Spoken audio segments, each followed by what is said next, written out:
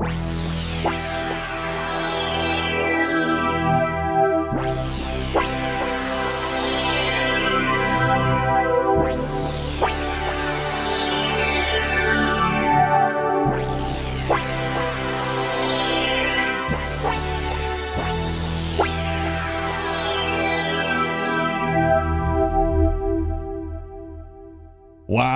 Hey guys, I'm Vulture Culture, and in this live stream, what we're going to be doing is answering the chat's requests, viewer requests, for all of the questions you might have about Omnosphere 3, which just launched 45 minutes ago.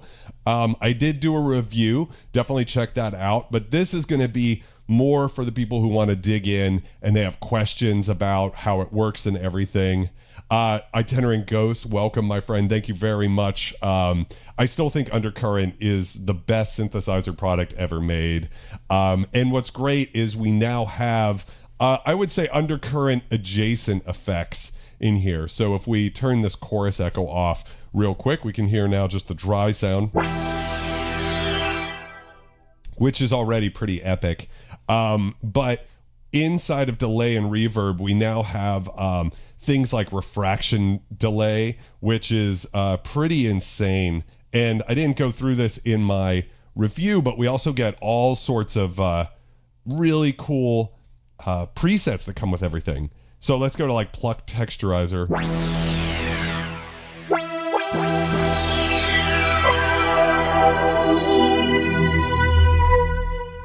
How's it going, my friend Aquatic Borealis? Yo, can I get a scum cheers in the chat for everybody who's here? And shout outs to the family who makes this YouTube channel what it is. It's really about the community here, and I just want to say thank you very much.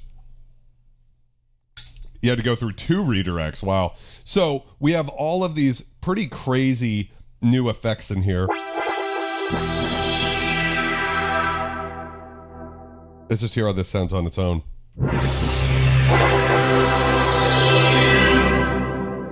It's so, yeah, that dystopian grit. Yeah, I appreciate that. So let's check another one. What's another one that I thought was really, I showed this off in the video real quick, but inversions is so crazy. So like guitar swell dark, for instance.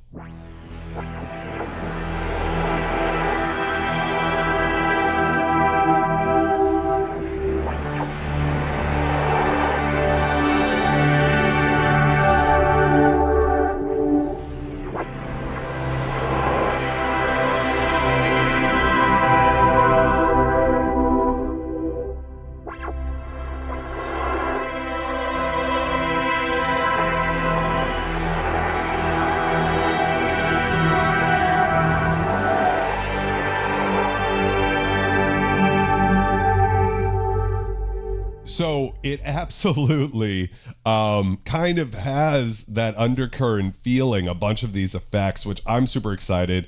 It's just, it's huge. There's no way we'll cover everything. So by the way, there's going to be, if everything goes according to plan, 6 new videos this week that I put up once a day going through all of the sounds. So if you want to just hear the sounds, you don't want to hear me blabber on, not everybody likes my voice as much as I do, subscribe to the channel anyways. That way you can get just some basically preset videos where we'll go through, because we have 18 new libraries with 25,000 new sounds. I mean, just think about that. Comparing it to Pigments and UVI Falcon, which with both of those products together have about 3,000, 3,200 patches, something like that.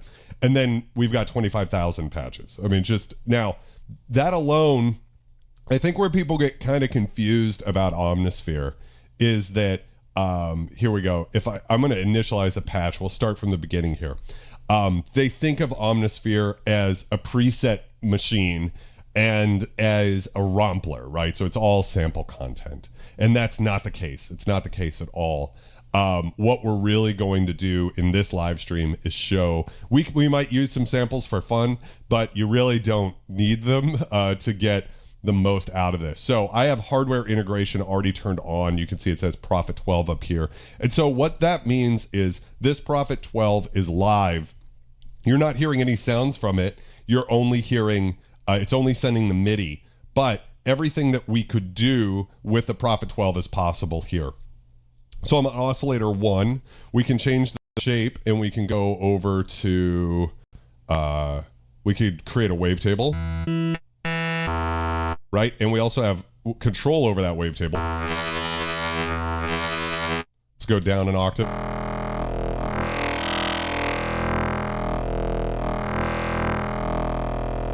Right, so this is, I haven't touched the mouse yet, right?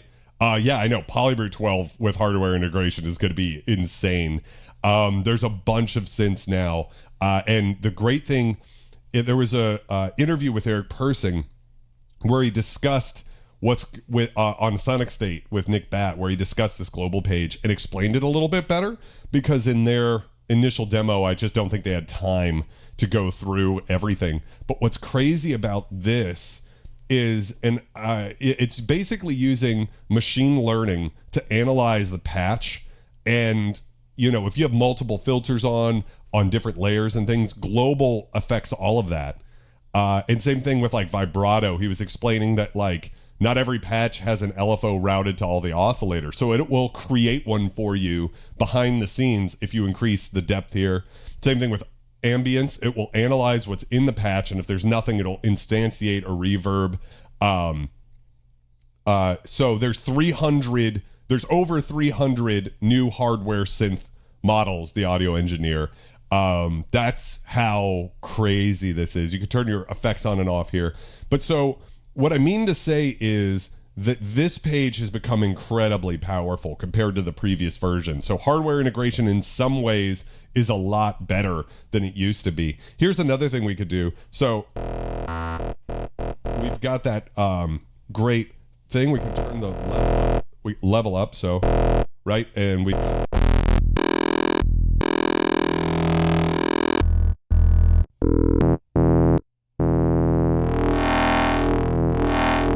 So we could do these really brutal dubsteppy bass stuff.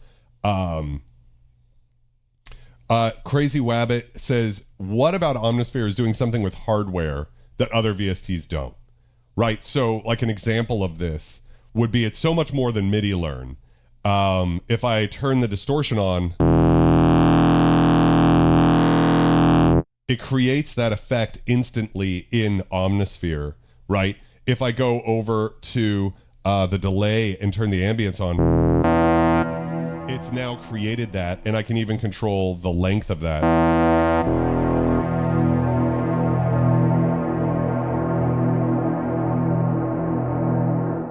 So you can see, actually, it's instantiated a velvet verb, which is their lexicon, vintage lexicon model here. It's just created it immediately without that being in the patch, right? So, and this works on everything. So we're going to go through, like, we could pull up any patch here. Let's go to a JX3P, one of my favorite synthesizers, right? Right? And it's a cool enough patch. Going to the, so, but let's say I think it's a little dark.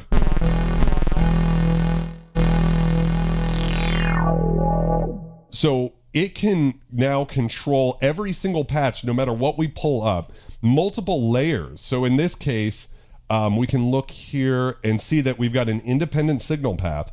So layer A has a separate filter than layer B, even though they look the same, right? And so what we can do now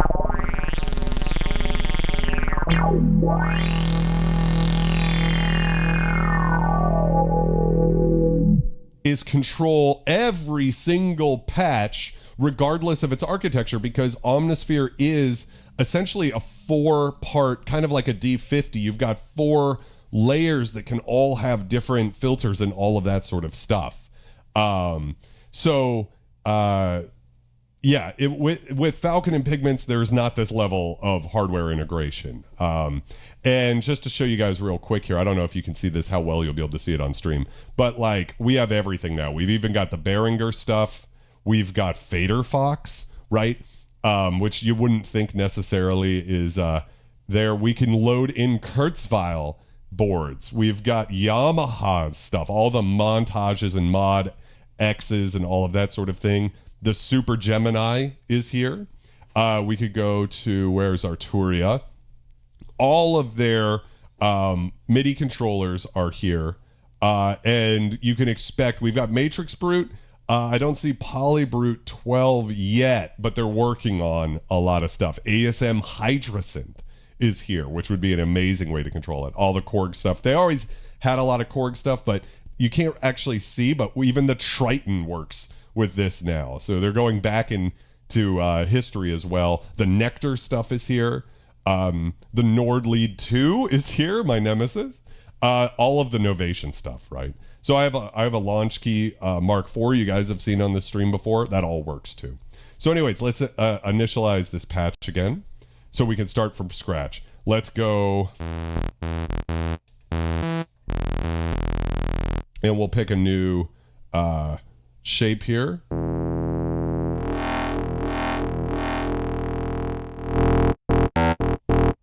And so now we can kind of get into the craziness, right?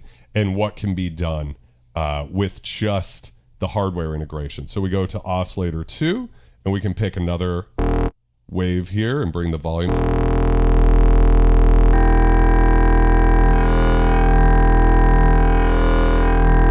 So now what we're going to do is go to Assign Mod Source and move the shape mod here.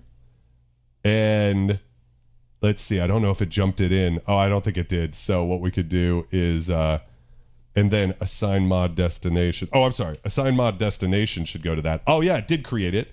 And then Assign Mod Source, we're going to just go to LFO1 and set that. Hopefully that'll work. Let's see if I assign mod source LFO1. Is that working for me? Amount? Okay, interesting. So that doesn't seem to. Oh, that's because that's like routed to vibrato, I guess. I don't know. I'm still learning this. So in theory, at least, I should be able to LFO1 and then set that to oscillator to shape mod. Well, anyways, we could do it in here. So if I go into, oh, it is moving. Oh, it is moving. Okay. And then the amount we can turn up, and we're controlling that. Oh, I see. It jumped it to LFO5, so you could see that there. So we could jump over to LFO5. Now, we can control this sort of thing from the panel, but we could also, we can lock this to note, and we can sync it so we can make it, let's say, and we can even make it polyphonic, right? So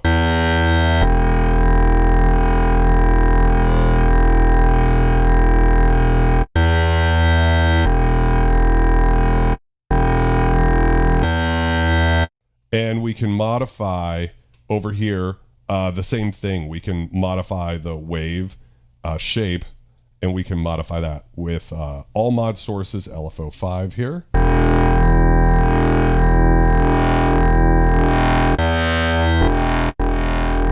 All right, so that sounds great. Let's just kick on unison. Now it's only unison on the one layer, so we can go back and turn.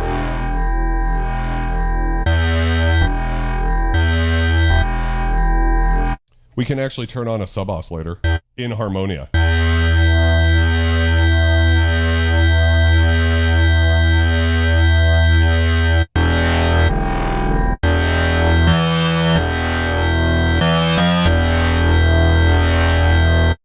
And let's just add some release. We can do that directly from the hardware. I want to set this into mono mode, so we can just go to solo here. Turn legato off. So this is a pretty cool wavetable, right?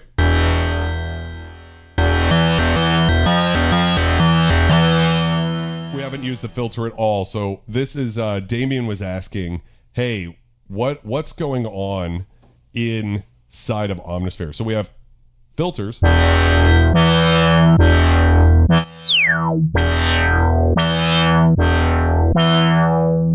And, But more importantly, when we go into this, we can actually see that we have two filters inside of Omnosphere.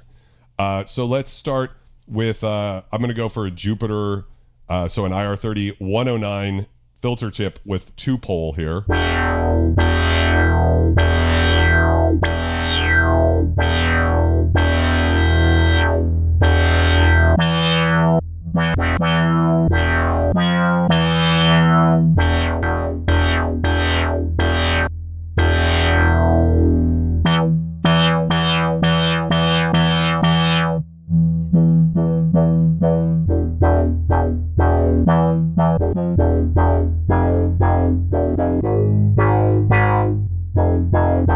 So I'm just setting like the envelope, the shape, and all of that directly from the hardware. But of course, you can just use your mouse to do this as well.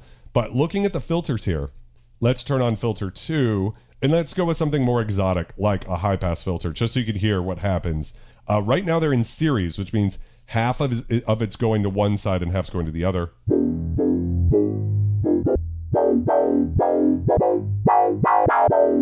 Versus, that's just the low pass. We put the high pass filter in. We can also, I'm sorry, series means it goes from one end to the other. Parallel, so we kind of created like a band pass filter here.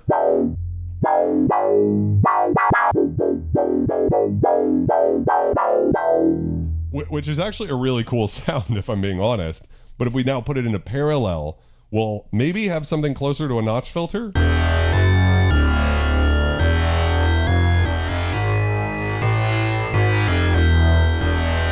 And the really cool thing is we can change the cutoff offset.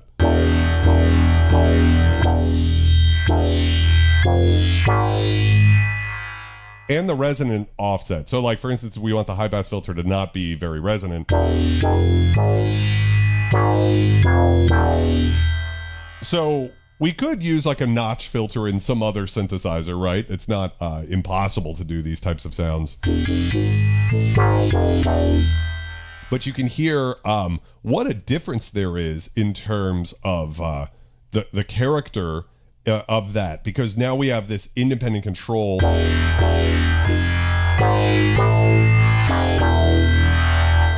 And then the real magic is the saturation. Now in my demo, I like really cranked it up.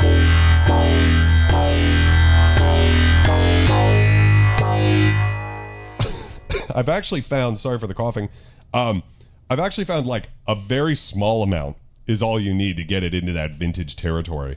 Montage M6. Let me go look real quick, guys. What is that? The Yamaha Montage 6 and the M6. So yes, it is covered, audio engineer. Just a little bit's all you need, right?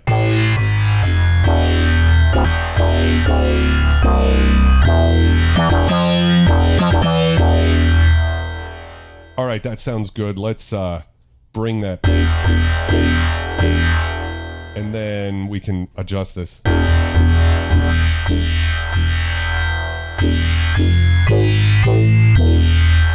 Really throaty, cool sound. So let's jump into the effects, right? So first off, we could just create some distortion, right? By just...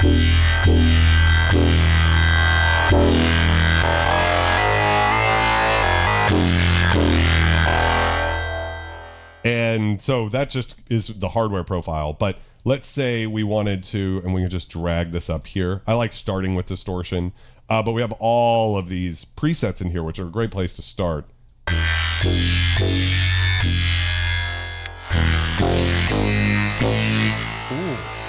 that one's really good.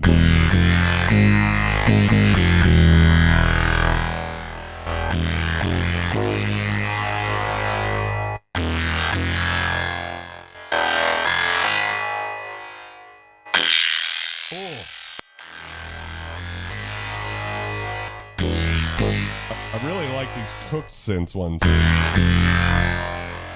This one sounds really like throaty.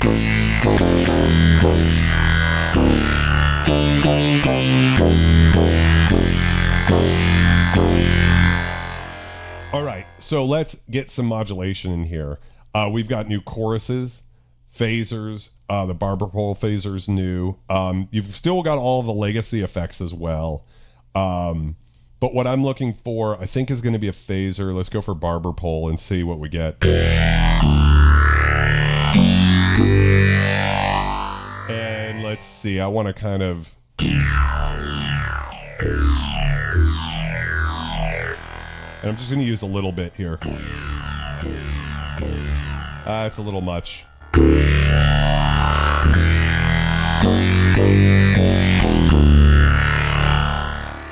So that sounds great. In the mix, it's going to be a little bit too bright for me, so I'm just going to put a power filter in. Turn the resonance off and just kind of bring out the top end, because we've done so much, there's so much movement, but in the mix, I want it to be really fat, so...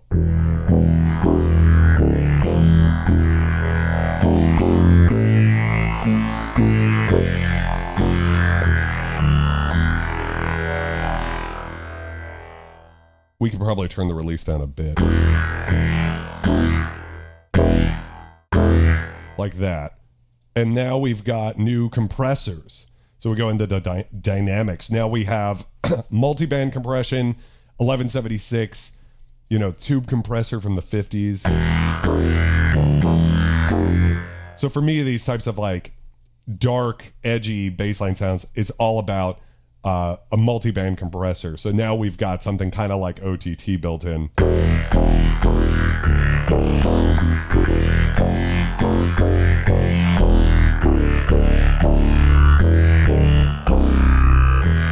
How's it going, Brett? Welcome to the stream.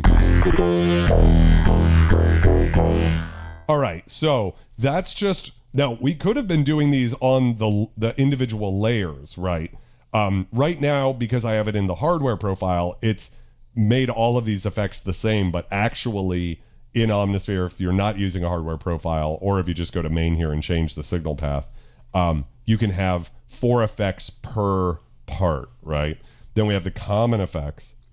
So that's a total of 20 effects right here. And then the auxiliary effects, we can have 4 more effects, right? And actually, technically, there's even more effects you can load because you have these auxiliary and master effects that go on the whole thing. But like, let's not even go there.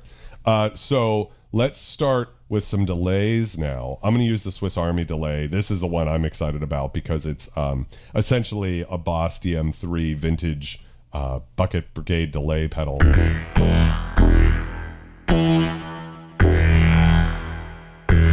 Turn the aux send up a little more than I would in the track. Tone Pusher, what's up, baby? And again, we can just, there's so many, this is like something that I think goes past a lot of people, is sure you can program your own stuff, but there's so many presets. A lot of the times when I'm designing patches, I just figure out which ones I like.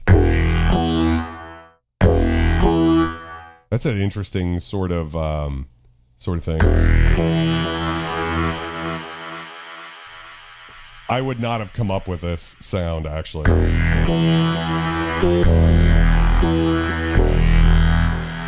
Sounds super cool. We can now modulate even that, right? So let's put Unstable Drifter on there. I showed this in here as well. We have so many presets here. Do they have one for the Juno? Juno's in the shop. I'm assuming that's kind of like a busted one.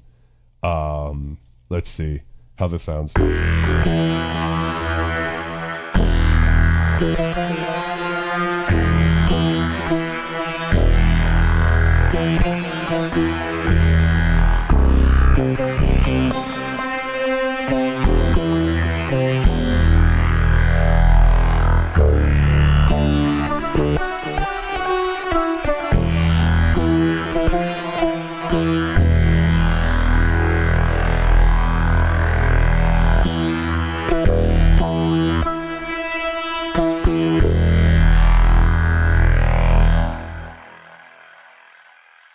Wow, just crazy what can be done here.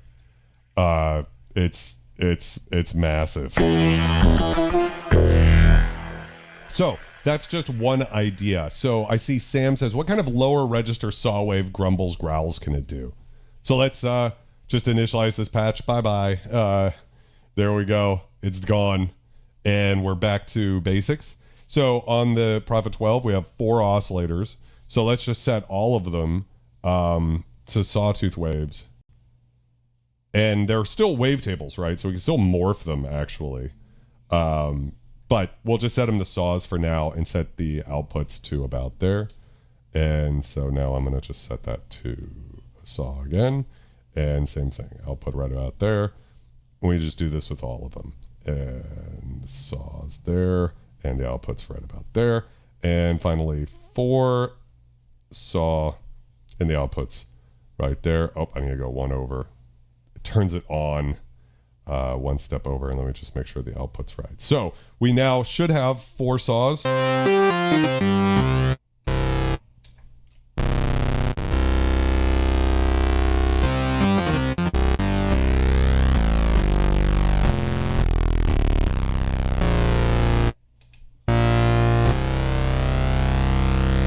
And might be that one or two of them, so we can see where they're at in terms of their, what is it? We've got an oscillator level. I guess I'll just look real quick just to see if they're any of them are transposed. Yeah, see, this one's down an octave. So why don't we put these up an octave? Now, I'm sure I could do it on the hardware, but I'm just looking at this, so it's easier to do it here. That's kind of the fun thing about hardware integration, too, that you sort of begin to hybridize your workflow. I almost always do things like attack, decay, sustain, release on the hardware. There's something about having the knobs, you really get it right. I find that when I'm doing attack, decay, sustain, release with a mouse, I have a tendency to just kind of get it close. Well, that's good enough. Whereas I really fine tune it with hardware. So now I should be able to drop it down. So all of these have unison. So we just turn unison on all of them. And I want to say too, I've been blown away by how resource light Omnosphere is on my computer. And we have so much more that can, so we're going back to oscillator 1 here. Let's turn FM on.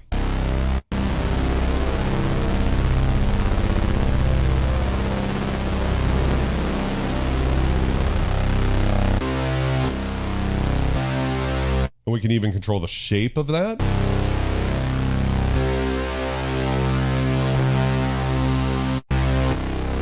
And we could modulate this with an LFO, right?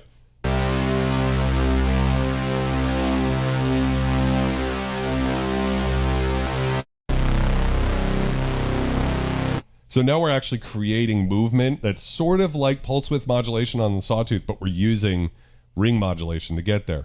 Oscillator 2, let's bring in amplitude modulation.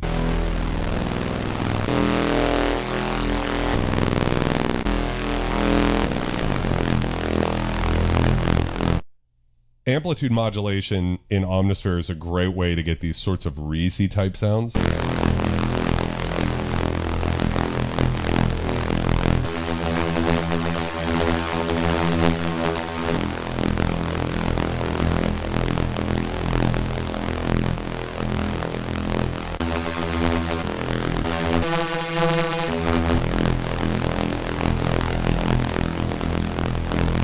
I'm going to bring, I'm going to just make, what is this? It's 3, let's bring that up.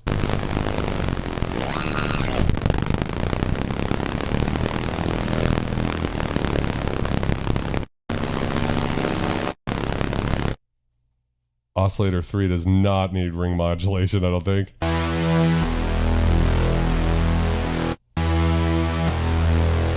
Oh, I see. I think it was jumping it on all of them? I don't know.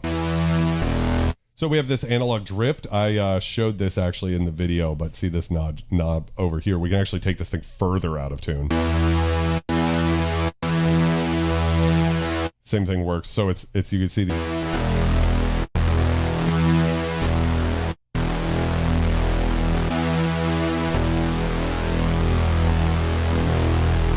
And that's giving us all of that sort of greatness. Hard sync.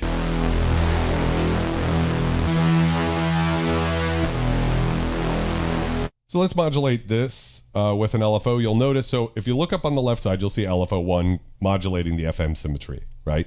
Let's modulate this. It automatically jumps to LFO2.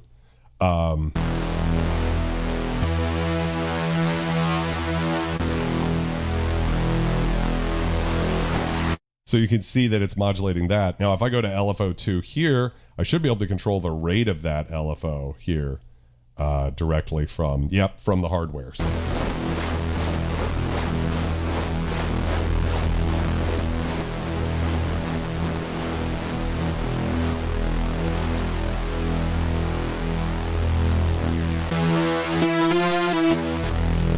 So, you know, it sounds good, but without bringing the filter in, it sounds pretty, you know, virtual analog-y.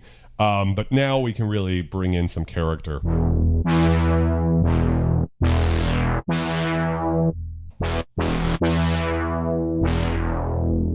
And again, if we go in here and we pick something like the new Oberheim filters, right?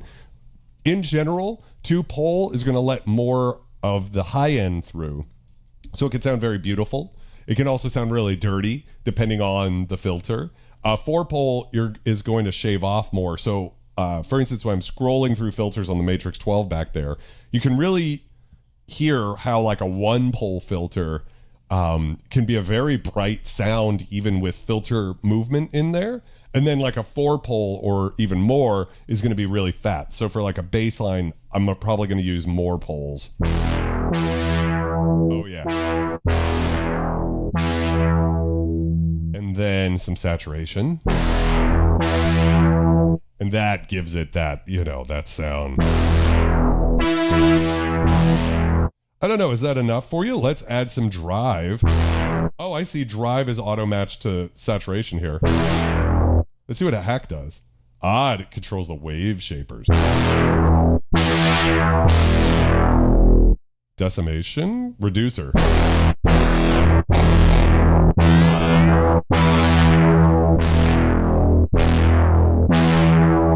Girth and air are routed to the tone controls here. So if we just need more low end, let's say somehow. Wow, it's just getting like really out of control.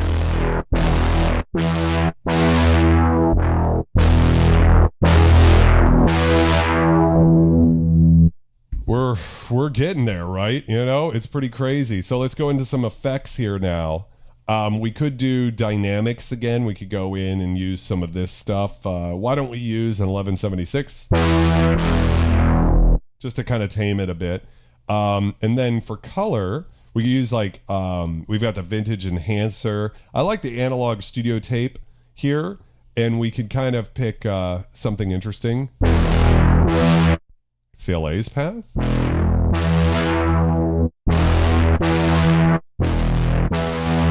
Bringing in even more of that low end, right? And then what we really need to give it, so there's like, we're not using distortion, right? This is just for fun. Modulation, we could go into, let's try a flanger, like the analog flanger here. And we'll go for pad feather flange. Just a little bit's all we probably need. And then again, we'll turn up the aux send here, and I like using delays for these types of sounds. So let's go to magnetic echo. We haven't checked this one out yet. This is definitely that sort of that undercurrent type vibe, right? And so we have so many like different presets here.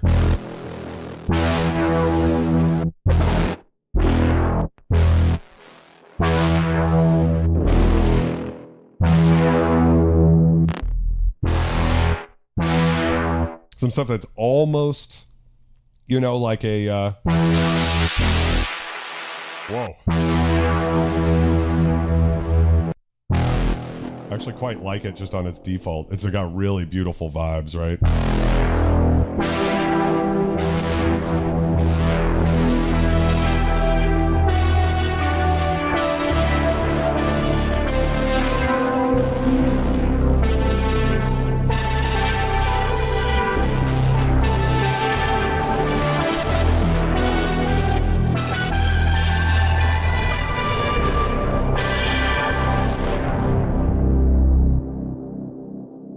Synthsonic, that's basically what they did with the previous version. By the way, welcome Sensonic. How are you doing, my friend? Can I get a scum cheers in the chat for all of the scum who hangs out here?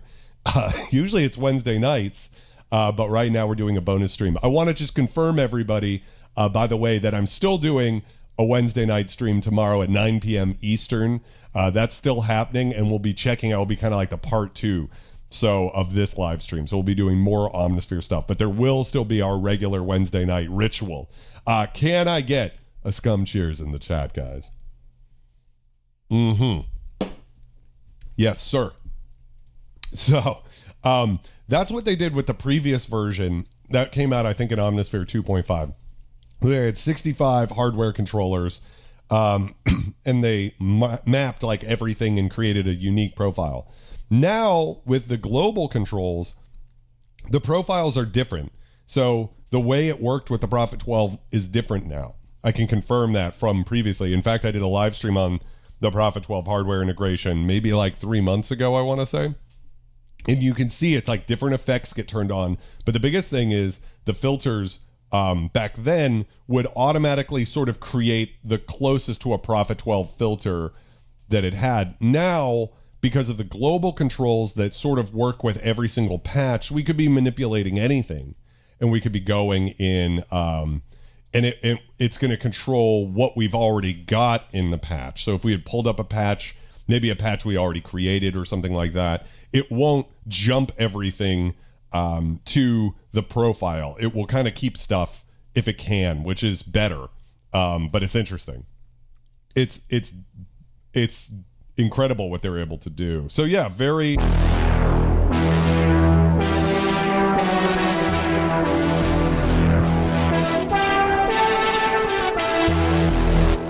And what's crazy is, it kind of reminds me of the Prophet 12, even though we're just listening to Omnosphere, right?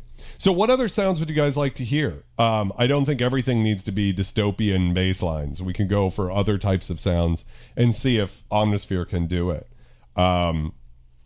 So go ahead and shout out in the chat what you guys want to hear. I just want to real briefly cover, if we open up this sample oscillator, I always do that wrong.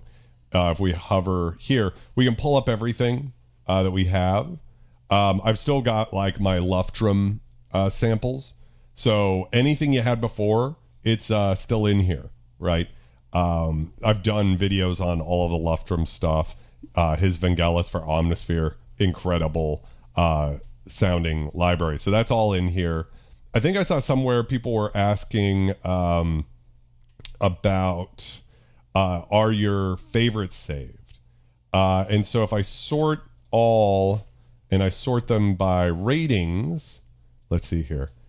You can see I've got one rating here, Undercurrent Drifter Wide. So I don't know if it wiped my previous ratings or not. Hard to say.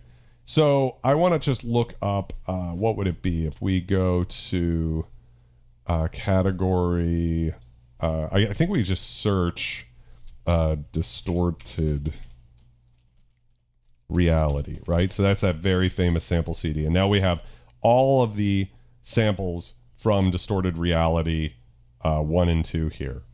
So if we go to Daybreak, I think was the name of one of them. Where is it at? That should be here. Dawning, Daybreak.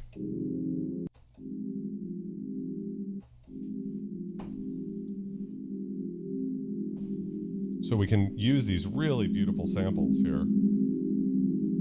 So I'm thinking of Itinerant Ghost, right?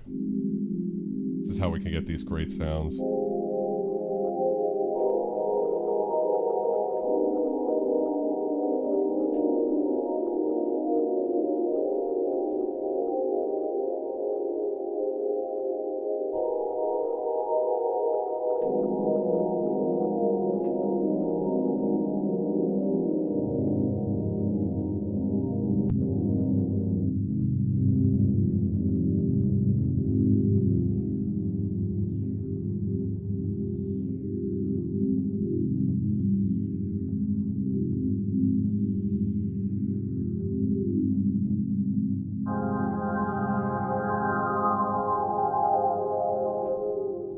It's no effects on there.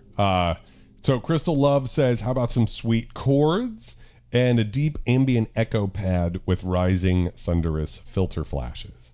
So we can do both real quick. So let's just initialize this patch again. I just wanted to show you guys that you do still have all of that really great library in here. So back to that. So if we want to do sweet chords, it defaults now to the Jupiter 8 saw, but we have so many things we could go for. So if we go to classic waveforms and we go to pulse or square wave, why don't we pick something like a mini Moog square? Or let's go with my friend the monopoly.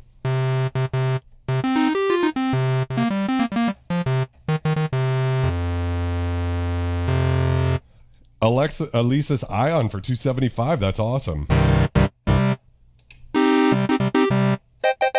So to create some sweet chords, all we really need to do is modulate. I'm sorry, I need to click in the wave here and modulate the shape. Oh, interesting. It morphs to a,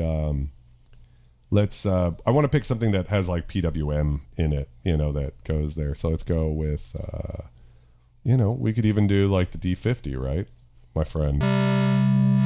Oh, interesting. These are all morphing. Maybe it's in the pulse waves. It's been a while since I've done this. Let's go to pulse. Let's go to the Novation Peak and see what it looks like in there. That's what I'm looking for. So PWM. So let's modulate that with an LFO. And we can make it a polyphonic LFO by hitting this.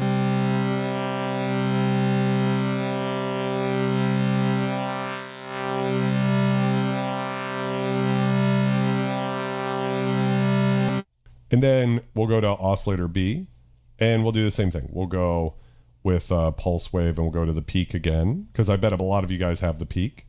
And same deal. We're just going to modulate this and we're going to modulate it with the same LFO. Like it would be on a vintage synthesizer, right? Add some release.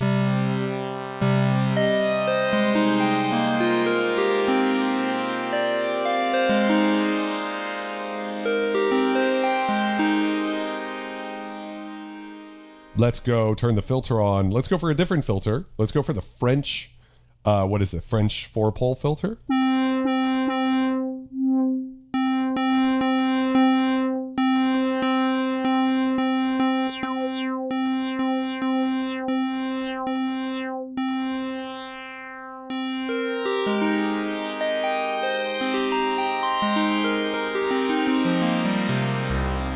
So this is sort of like your just basic vintage synthy type thing, right?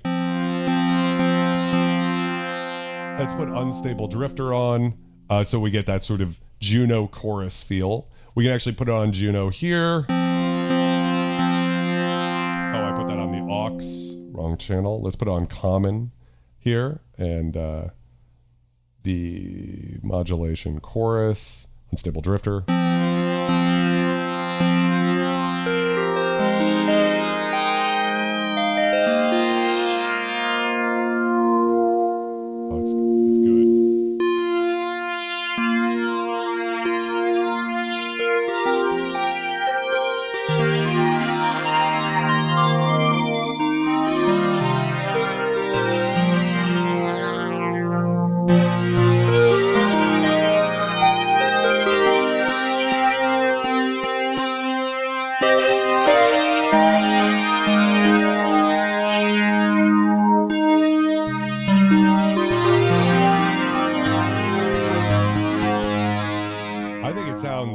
Great. No latency or anything. That's the crazy thing, Sensonic, is it's right now my CPU is chugging away. This instance is using 0.30 of a percentage. So a third of a percent.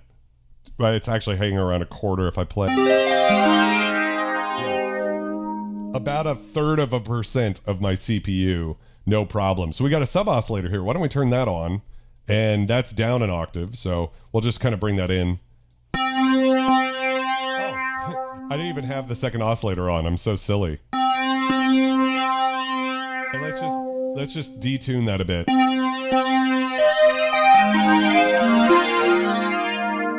Probably a little loud there now. Bring that down.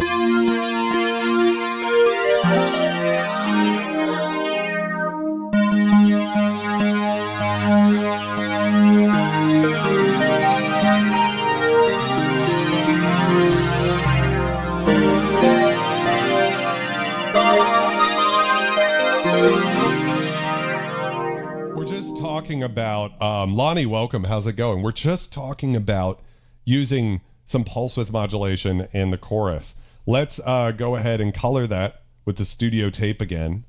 And this time, let's pick a different preset. Let's just go with like Neve Desk, right?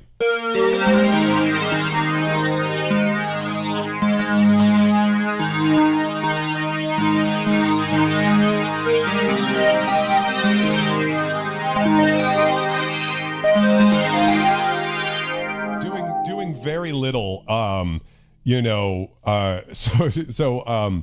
Brett, when I did every patch I could find on Omnosphere was using like at most 2% of my CPU.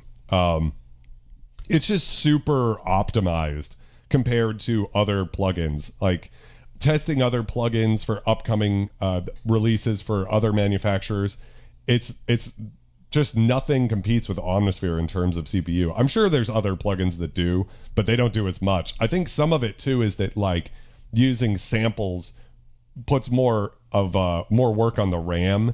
But and for that, why don't we just throw one sample on top of this too? So we'll swap from here, and we can go all sorts of ways. One of my ways to search is by like the type here. So let's go for like electric pianos. And then, oh, wait. I think I want to go, I don't want to go in all directories. I want to do, let's see, can I do I'll do core sound sources here. And we can put an electric piano. I want to get something kind of like a JD800. Maybe I'll just do that. I'll just search JD800. Let's see what we get. Let me turn off these other layers. You could do so just like this. It's actually pretty good, right?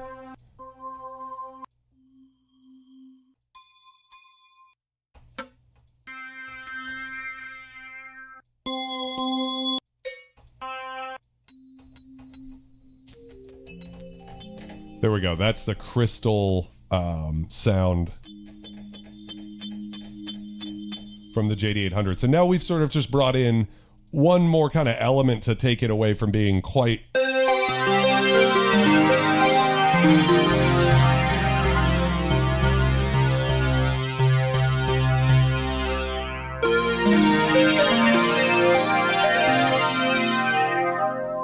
Let's aux send. And then let's load in the Velvet verb, right? So this is your sort of big lexicon. We're going to go to Hall 2.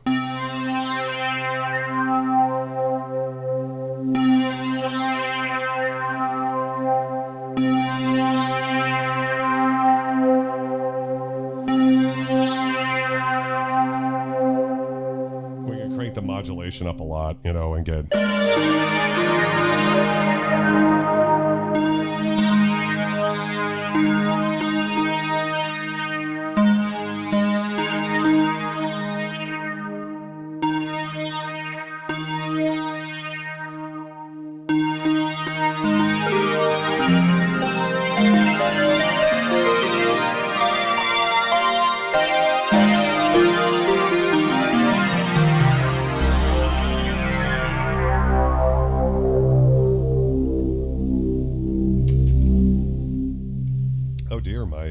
Oberheim, what do you call it? Coaster was attached to that. So, pretty chords. Very, very convincingly vintage. So, let's do it again. Let's initialize a patch here.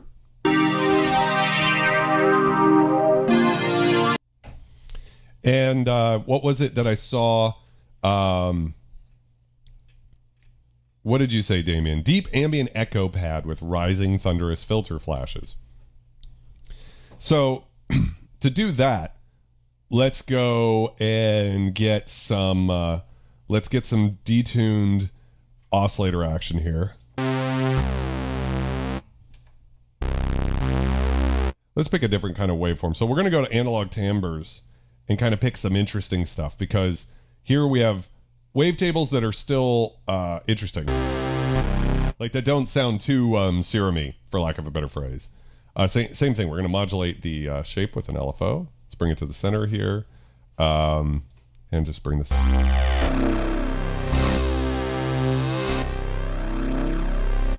I'm going to turn velocity on the amplifier off. We don't really need it for this.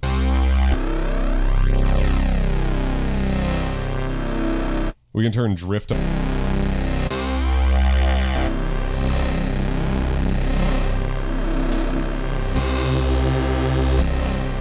That sounds good.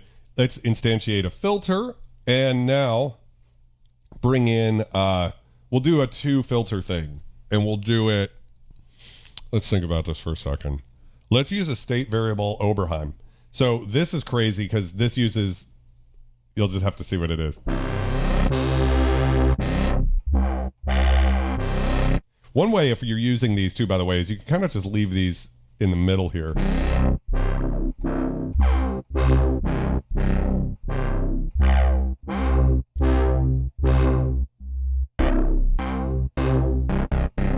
So we're making kind of like a pluck. And if we move the variant, we are morphing it just like on an oboe, do these like really cool morphing all the way to like a high pass sound.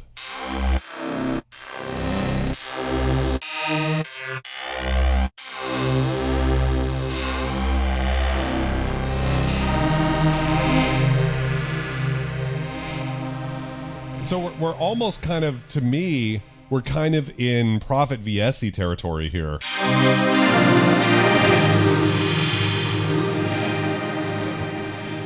I mean, how cool does that sound? Now, if I turn on the second filter here, we go to, we'll do specialty again. We'll do the same filter, but we're going to put variant offset all the way to the left. And now, so we're just getting a low pass filter.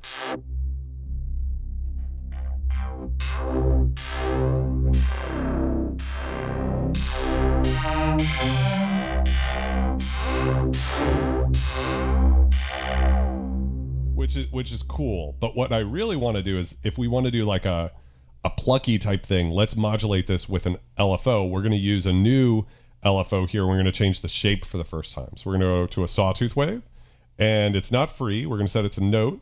We're going to sync it, and the rate's going to be like an 1/8 note.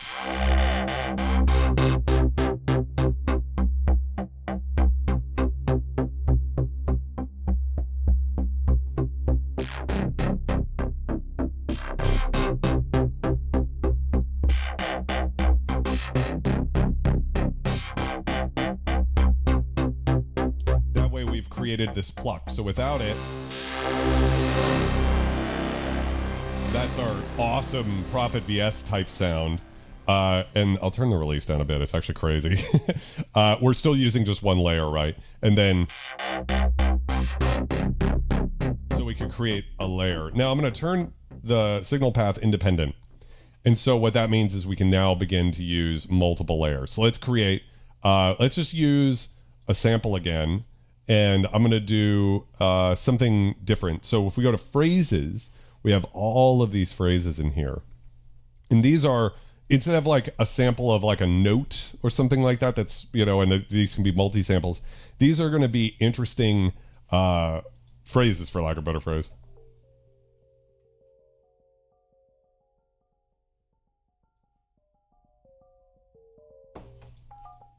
Let me try, let's see.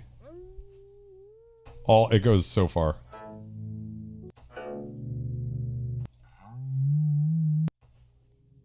And again, this is stuff I don't think people realize are even in here.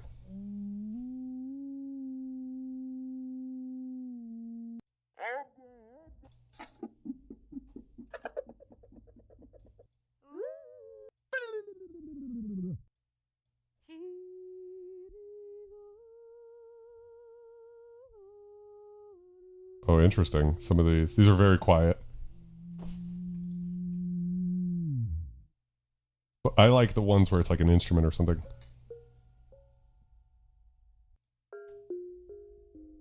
This will work, like a nice hang bell type sound. It's a very quiet sample. So what I'm going to do is just go into the wave shaper and turn it on. And I just really want just to help bring that volume up a bit, because that's so much louder. Is there an additional volume anywhere in here I can find? I might be able to boost it somewhere that I'm not thinking of. We could use saturation, I suppose. Just turn the cutoff all the way up.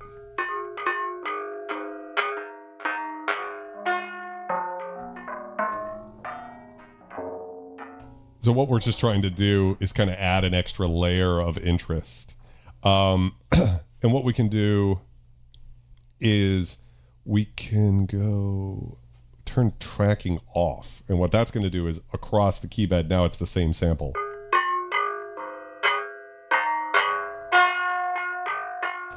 No matter where we play, which is going to be useful for using it as a layer with this.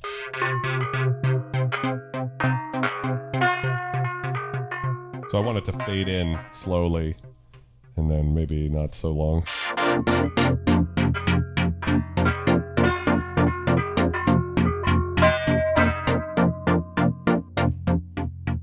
And that might sound kind of chaotic right now, but what I want to do is use that as a way with this delay magnetic echo to basically feed it some interesting stuff beyond just the filter, you know, just like a simple virtual analog thing.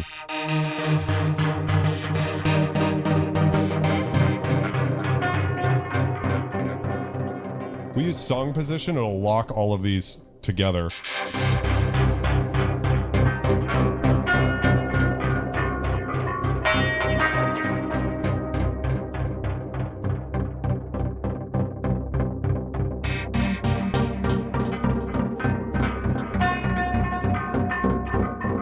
Some nice out of key sort of sounds, and then let's go into this and really play with it. So if we increase the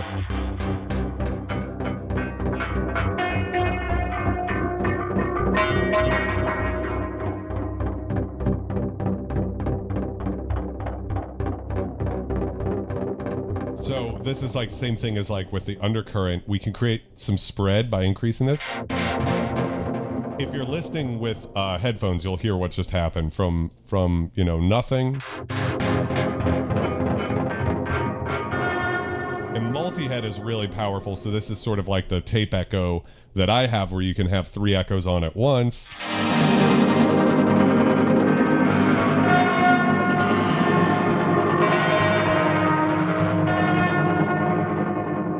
So let's go to the filter again. And let's see, do we have new filters? Let's see here. We've got this new height.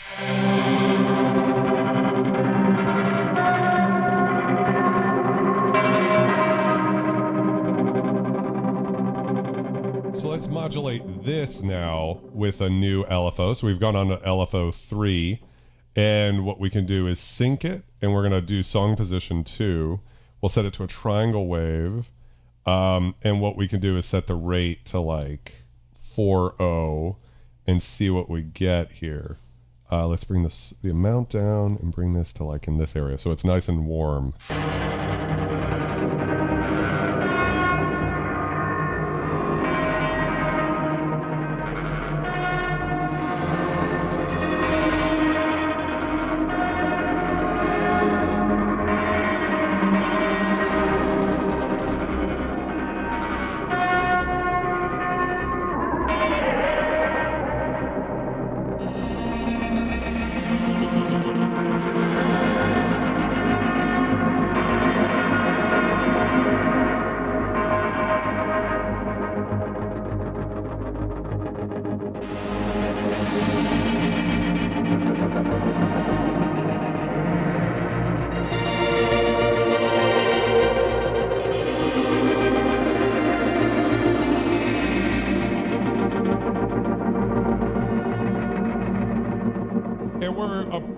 We're at like 90% of 1% of my CPU right now, so just for checking in. So what are some other sounds you guys would like to hear? I mean, this is a pretty cool, maybe a little bit avant-garde of a patch for some people. Let me see about this. Let's high cut it.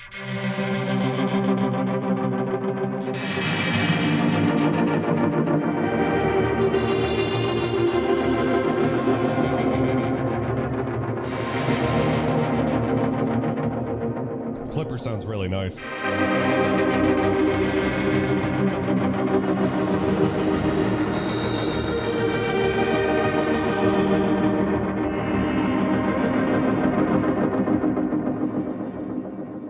It's giving undercurrent. I think as soon as Itinerant Go said undercurrent at the beginning of the stream, I was hooked. You know, I was super interested in kind of going down that path.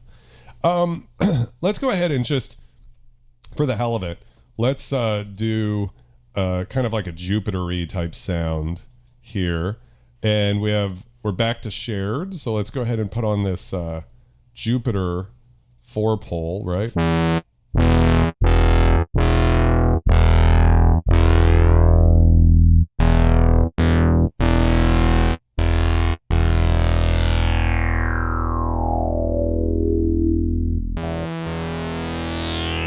If we turn independent on, now we have that same setting, but we can kind of vary it a bit.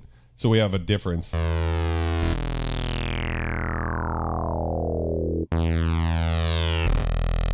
Let's actually share it, and let's do one more oscillator for fun. And we'll create, or let's do an Oberheim SEM version of this exact same idea.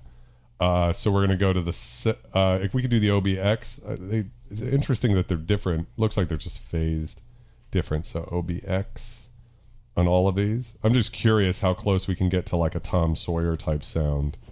Oh, it looks like my thing went out here. I haven't been seeing the chat. I'm so sorry, guys. I was wondering if I was just all alone or something. Here, I think I'm catching up with the chat. If you haven't yet, can you just post something in the chat just to see if it's working again for me? See how it's like kind of it's stuck there?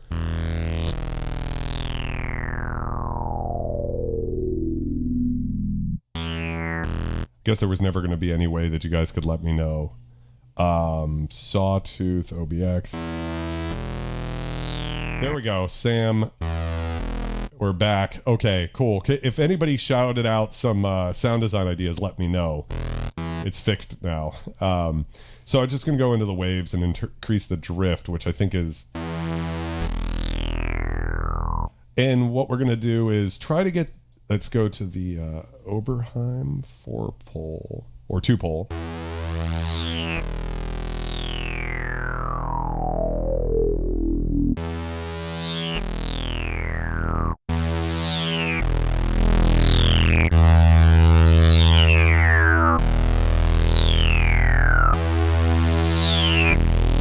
So, testicles, 1, 2, 3.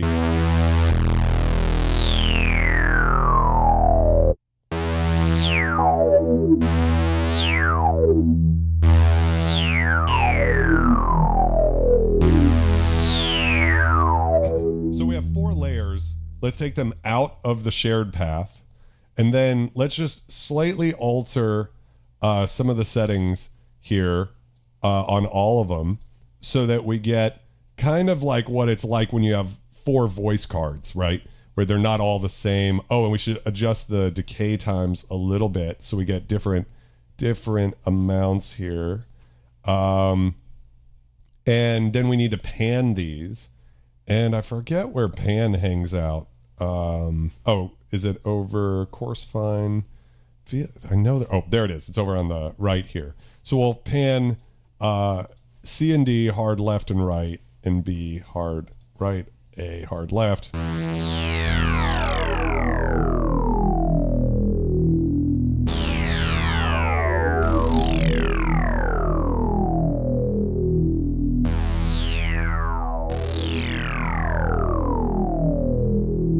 Pretty close. We haven't even introduced any fine-tuned differences.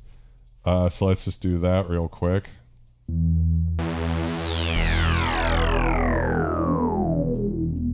filter should be velocity off. Oberheim didn't have any velocity. The OBX didn't have any velocity. Amplifier.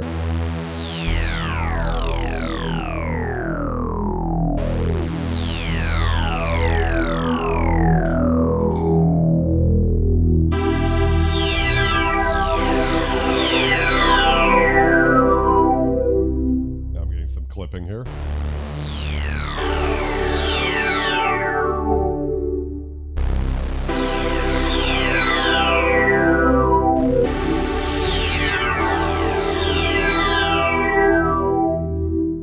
So that was my beef with with Omnosphere's filters in the previous version.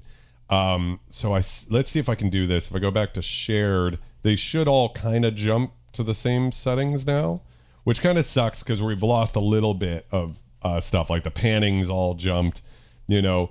But just to show you the example here, if we go back to the legacy filters and we go to low pass and we go to like Juicy 24 was a popular one.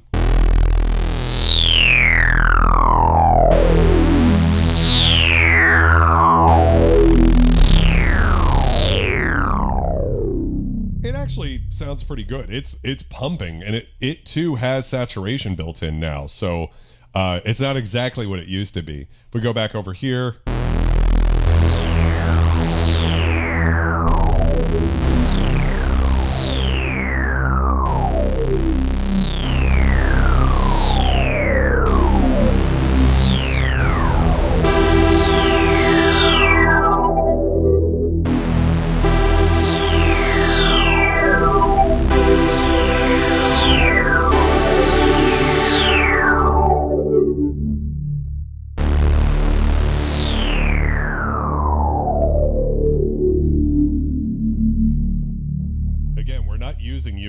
It's just the 4 oscillators is that huge sounding, and we can just again vary these a bit, and we'll increase this one a bit, and we'll get pretty close to the sound.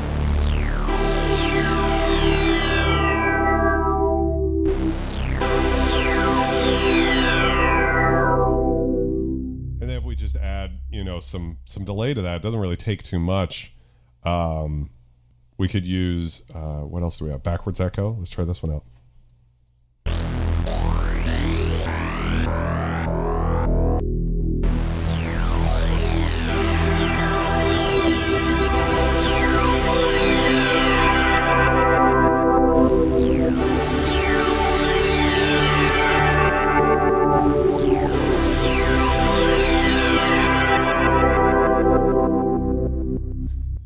The amount of power you could do is pretty crazy, because the Juno DS doesn't have a decay rate parameter control. That's wild to me. Okay, so what do you guys think as far as the next sound we should do? I believe I have the chat working again. Yes, I think I do. So let me know what you guys think as far as another cool sound to do. I'm just going to initialize this patch right now. For now, and see what other types of things.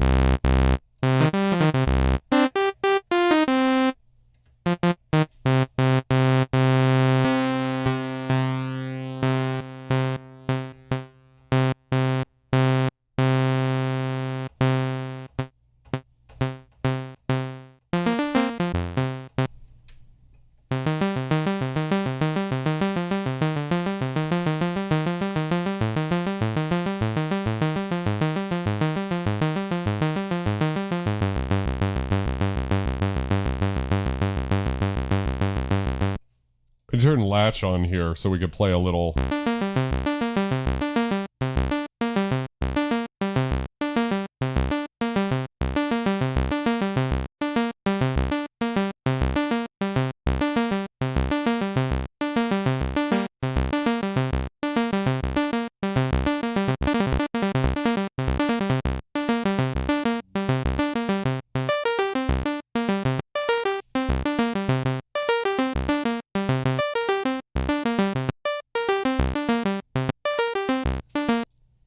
Crystal Love says something atmospheric. We could go for it.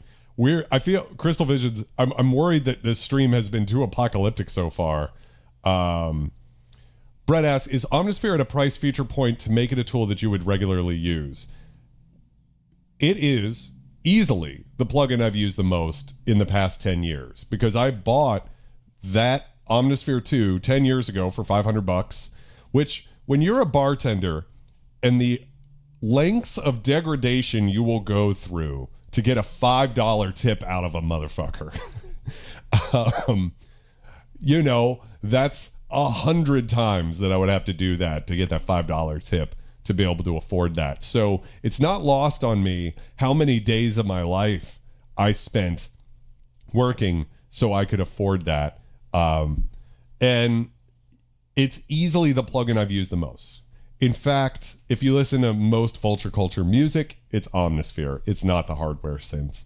And that's because, especially under a deadline, I can't remember if in my review, I feel like I cut out all of my rants about deadlines, but basically, I love going back and noodling with all of the vintage synths, and you do get some incredible sounds. But when you've got to crank something out, you've got to make it happen. Sometimes it is nice to be able to pull up a preset. So yeah. Does it have vocals you can completely drop the pitch or tweak those? I will do that next. So we've got something atmospheric, vocals that we can pitch down, and then how about a nice pulse bass with some EDM style delay? Damien, I just want to make sure I understand you. What kind of delay are you thinking of? Like an eighth note type thing? Or it is not too early for a drink. Can I get a scum cheers? Micah Hearn, welcome. Cheers, guys. So let's do something atmospheric. I love latch mode here. We're going to be kind of going into itinerant ghost territory. So big, beautiful chord.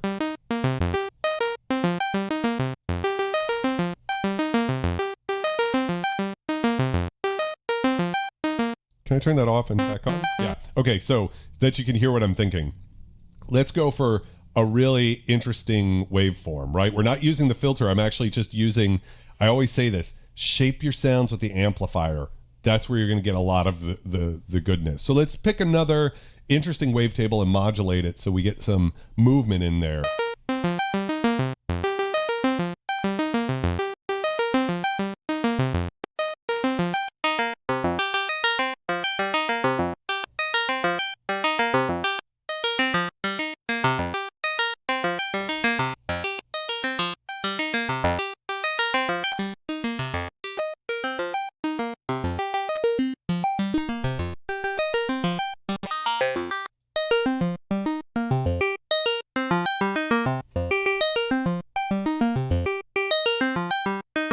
I really like this one because it sounds kind of like FM. So I'm going to show you guys a trick. We can actually copy and paste a layer. So I'm going to do that.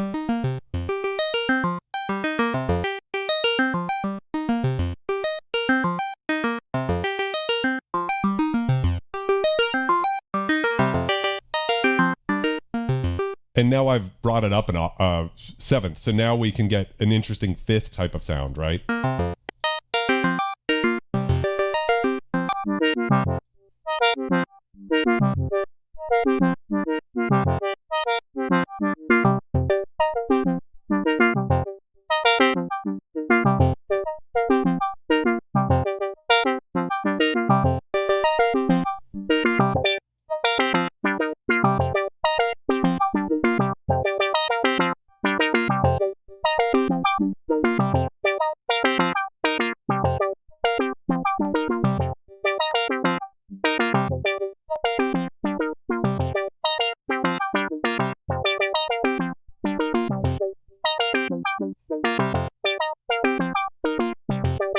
So I think that sounds pretty good, actually, so far, just as like a basis. DeCarmick, welcome. How's it going, my friend? And we can use this as sort of like where we're going to get the atmosphere is going to be with the effects. Let's do something more like this.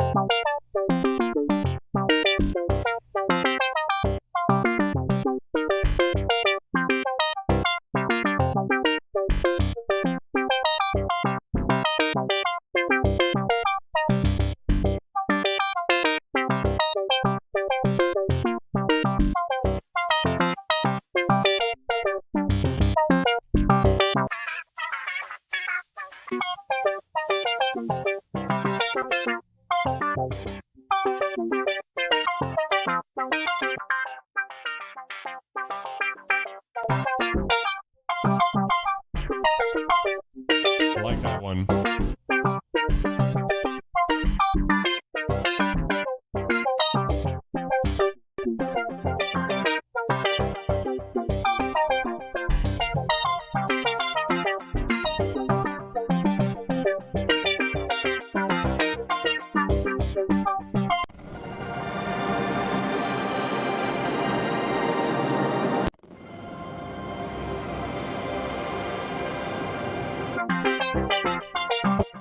So Solar Shimmer is going to immediately kind of take us into that ambient genre, because we have all of these different ways. Like right now, the pitch of the shimmer is actually going down and the amount of shimmer is high. So let's check out this. I'm going to slow the arpeggiator down.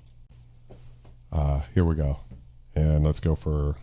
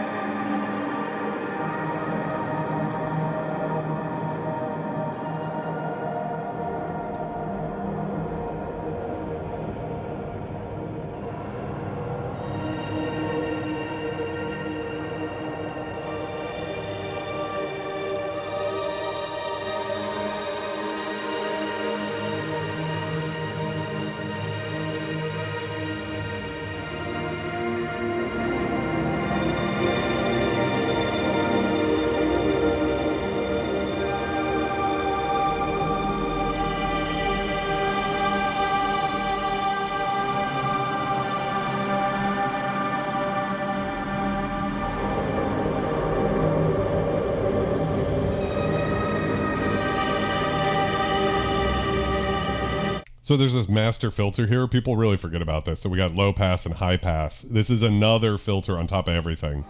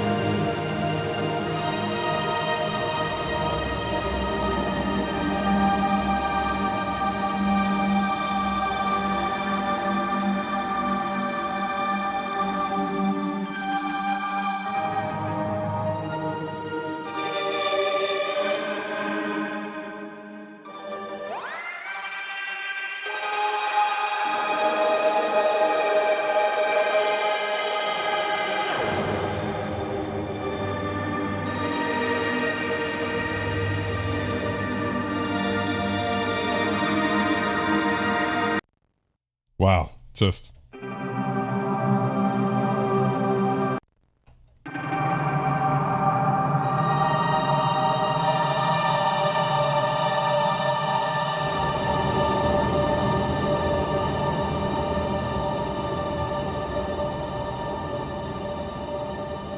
It's just so good. I mean, we're talking about now some of the best reverbs in the game can be per patch. If this whole time, I like using Omnosphere just one layer at a time, but of course the synthesizer is 8 parts to it, right? So just think about that. And then you could, like, if you want to save on CPU, you should probably use multi-mode, load all your patches here, and then use just one reverb send, right? And then send that to auxiliary 1. And you can see it actually comes instantiated with some effects. A lot of people don't realize easy verb is hidden back here, just in case, you know, you need a little bit of a extra reverb. It's right here, built in. But I like using it just one at a time. So I believe someone was saying vocals pitched down, which I think would be very cool to check out. So we're going to go to sample oscillator, and we can do this a couple of ways. Well, for one thing, we've got my search still here, which is actually nice. I don't remember it being that way. We'll go to browse, and we'll go to human voices, and then we can look up all sorts of stuff. Multi-sampled phrase. Let me see.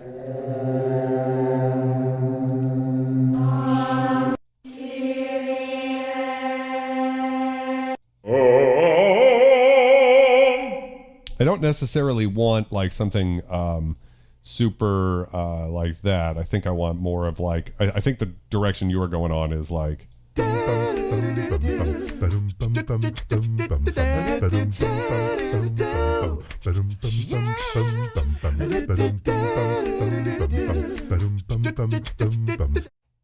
Definitely that, right?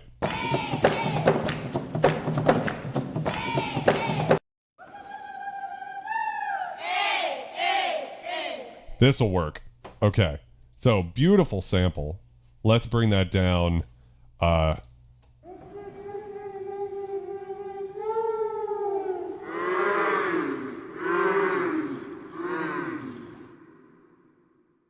And I hear reverb. I wonder why that is.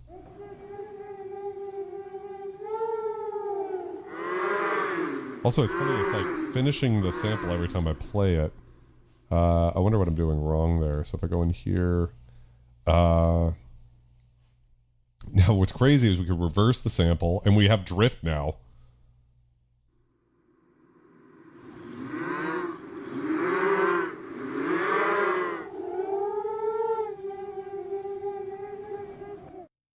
And what's kind of fun about this is we have this timbre knob. So a lot of people ignore this, but I think because this is a single sample, this won't do anything on shift.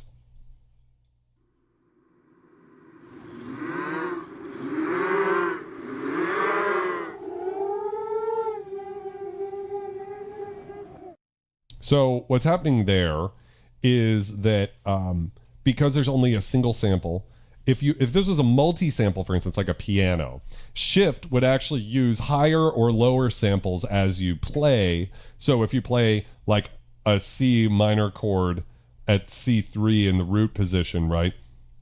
Then if you shift it up or down, you'd be getting lower piano samples pitched up or higher piano samples pitched down, right? But what we can do is use Crush to take us into the vintage digital area.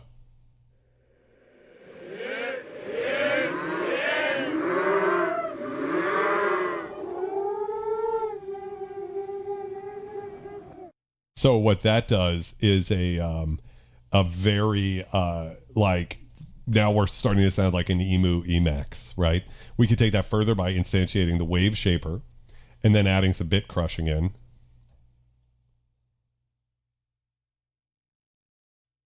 And then adding some bit crushing in. Oh, too much bit crushing. Where did my, oh, here we go. I did too much timbre shifting. I've lost it. I'm going to turn off reverse just for now. Just. Oh, you got to be real. It's touchy. I didn't realize. Okay. So I guess we could turn that, in this case, because the sample's kind of quiet, let's just use the wave shaper instead.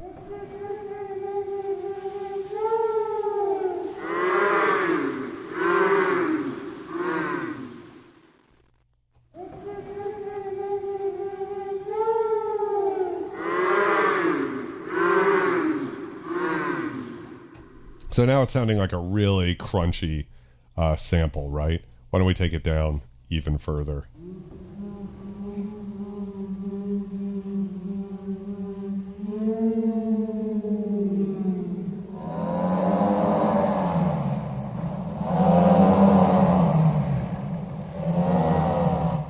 It's used inversions now.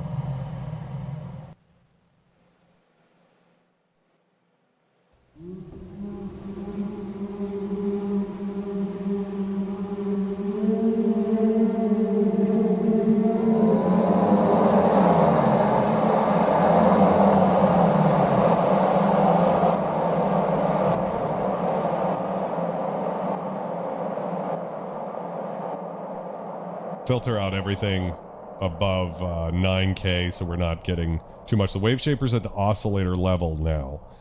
So what that means is it's before the filter, which is just like it would be on like an EMU emulator type sound.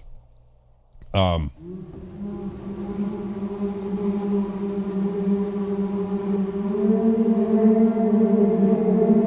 let's reverse it now.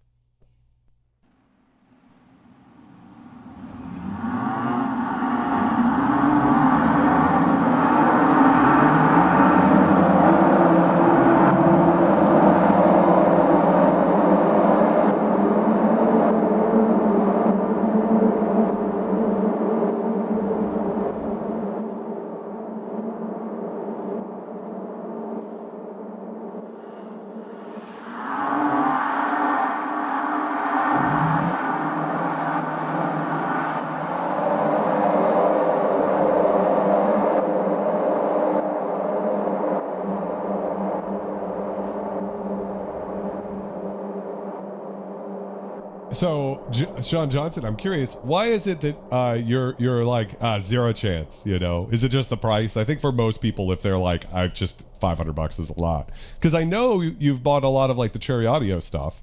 I don't know if you spend $500 if you add up the bills of all of those. You know, is it the price? Is there some integration? I mean, I don't know how well it works with a breath controller. You know, as a thought. And then what was the third one? It was Damien's at a pulse bass, right? So let's do that. If anybody has any sound design ideas, go ahead and shout it out in the chat.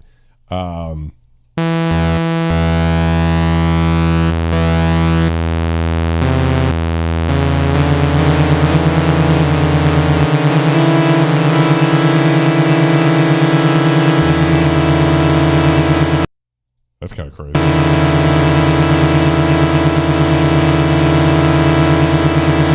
I thought there was something going wrong there. I believe there used to be a panic page over here. I forgot how to panic MIDI. Latch is on? Let me see if that's it.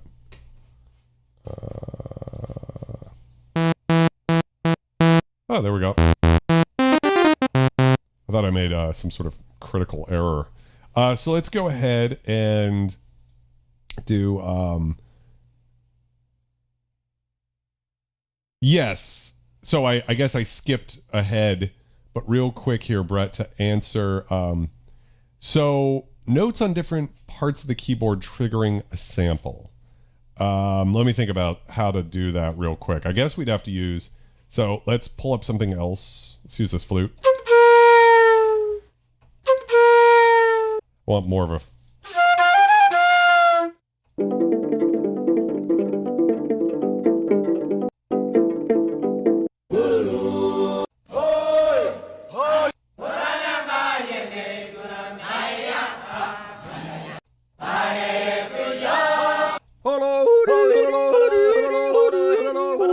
And I went to school. Let's see.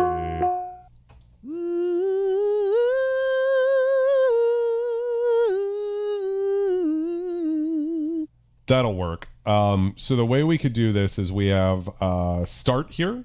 So we could manipulate this for instance, with modulate with keyboard tracking, actually. And so the start is going to be... We turn tracking off here.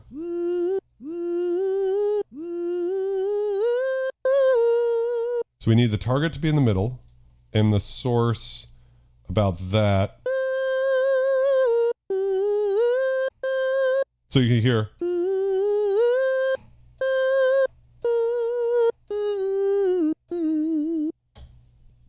And that's the end of it. So we basically have like a different part to start on each one of these.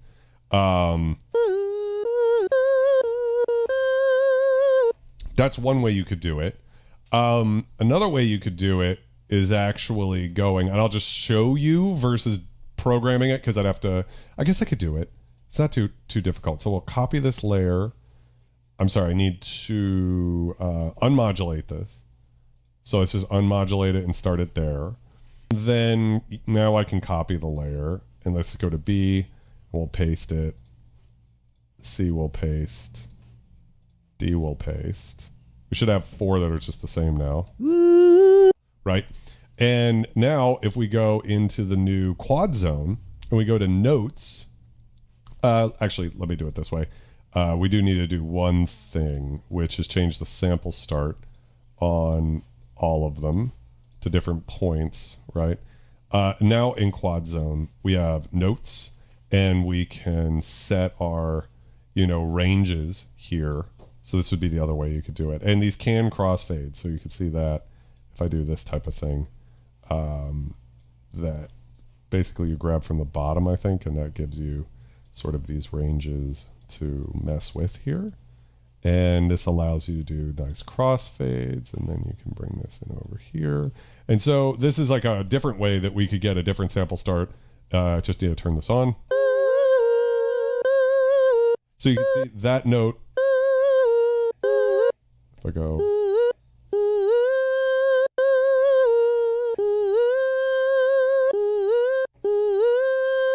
Then I need to drop down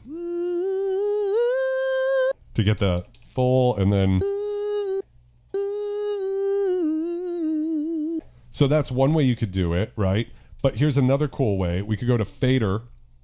On my hardware, I'm going to latch, and I'm going to modulate MIDI CC learn, and then just move this, and now I have control over this crossfade with my somewhat jumpy... I think the latch is making that. That's weird. I didn't have problems with this when I did it in my test video. Funny. It is very jumpy right now. I think it might be modulating with pressure too. Let me see. MIDI CC learn, and then just try that. Okay, let's see if that did it. Yeah, that's better, because it's also on the Prophet 12, this is sensing pressure, I believe, too, which is making it kind of jumpy. So if I press very lightly, we're getting a better one. So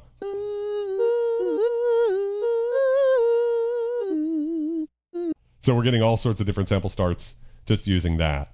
Can you set the vocals to a certain scale and arpeggiate them? I don't see why not. So again, if I go to quads, if I just latch this, I can latch it wherever I want. So now I'm just on that one, right? And then let's make it slower. And what we're going to do is we could go to sequences. I'll just load one in so that it's a little easier, but you can see that you can program out notes, right? And we'll just slow this down. That's the only thing we'll need to do. And on all of these, I need to engage keyboard tracking for this to work, right? Because before it was, the tracking was off. So here you go.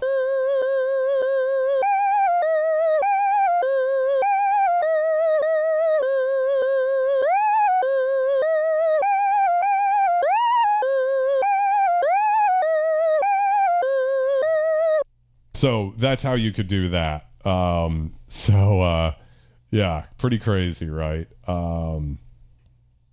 So I'm glad I accomplished that. Crazy. Yeah. So and by the way, guys, these could all be different samples. I was just picking one to sort of show ways you could go about this. But what if we do everything a little bit different here, and we go into whatever? It doesn't really matter, and we'll turn quad zone. We'll leave it on.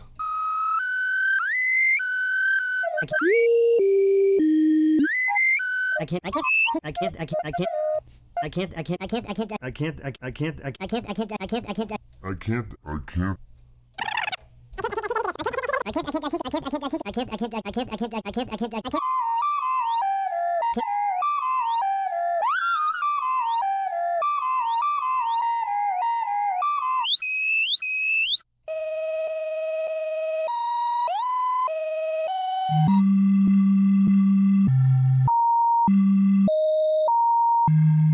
So, I mean, this isn't the most musical example I've ever done, but it is there to show you guys how crazy it can get.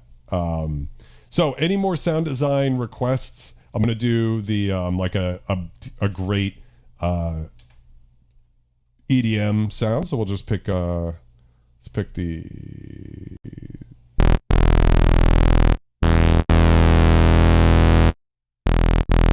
oh, I see. I was over here. Pitch. Let's bring that transposition up. And then oscillator 1, we'll pick a nice.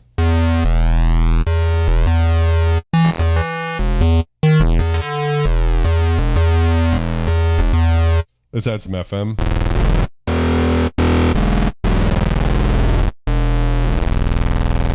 Adjust the frequency here.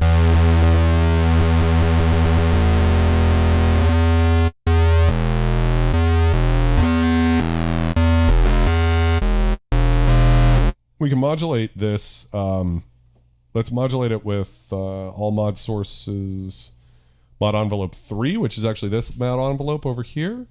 And we can jump in so we can see what we're doing, turn looping off and go.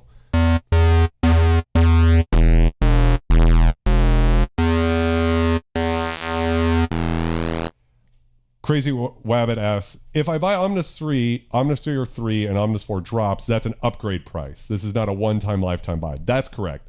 The one thing you can say is the upgrade price currently is $200. So Spectrasonics was kind enough in exchange for me doing videos to send me an upgrade, but I paid the $500 10 years ago. Like, I can't get this point across enough, not to you, Crazy, but just to everybody, how wildly different a philosophy Spectrasonics has compared to every other company that just cranks out products that turn into abandonware because eventually no one uses them anymore. They're not kept up with. Spectrasonics has like 4 products essentially. And what the last time I had to pay for Omnosphere was 10 years ago. And I would have happily paid the $200 for the upgrade if they hadn't given it to me.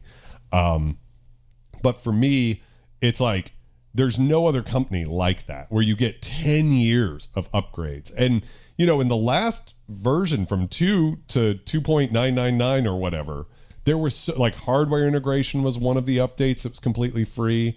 There was so much that went in to Omnosphere 2 that they added, and there's stuff I know that's coming for Omnosphere 3. Crystal Vision says, I could take it you can create patches with and save them to use later. Oh yeah, for sure. I haven't been doing it because if I go to like save a patch, how do I do that?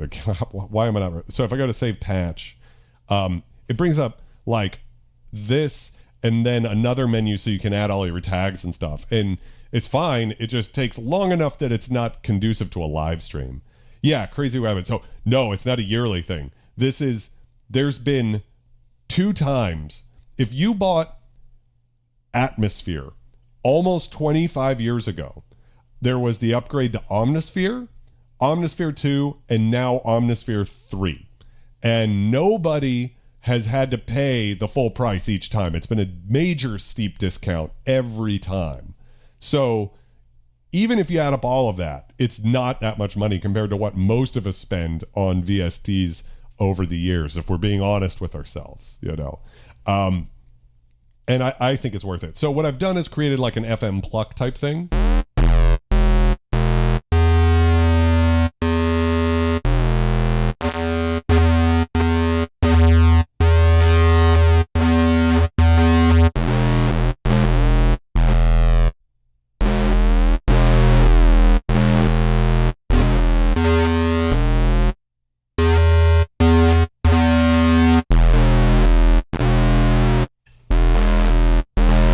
One great thing about Omnosphere is you can control these shapes.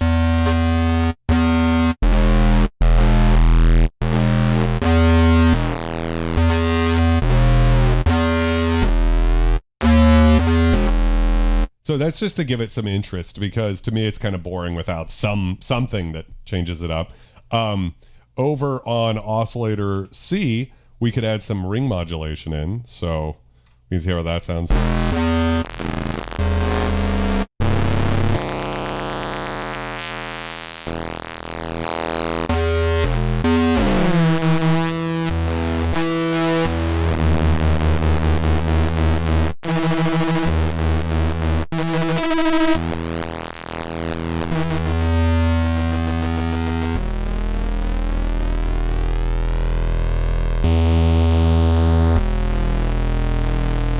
So yeah, so that it creates that movement, a little bit more movement.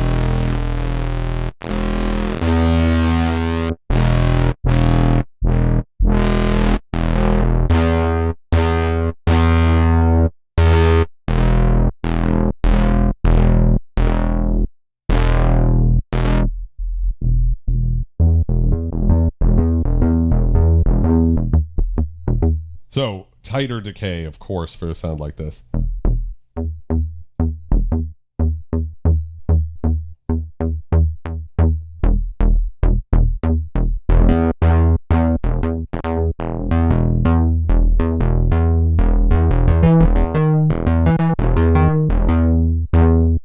I like using no key tracking on basses, but you could, if you want those higher notes to pop through a little more.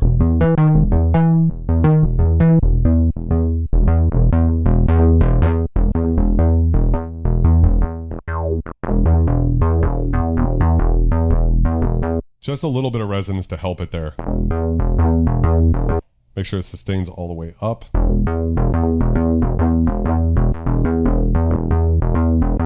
All right, so if we want to make it EDM, again, trick is going to be multi-band compression.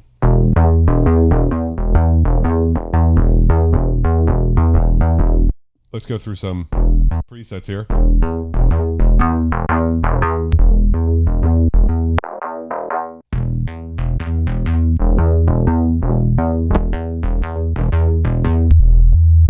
Oops, all subs. Crazy.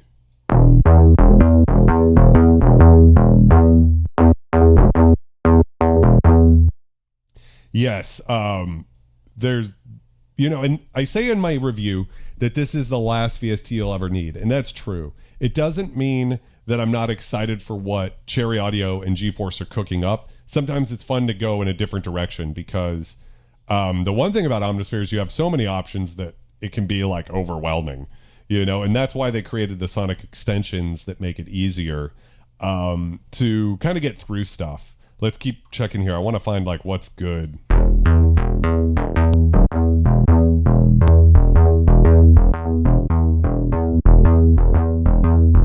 really like this one.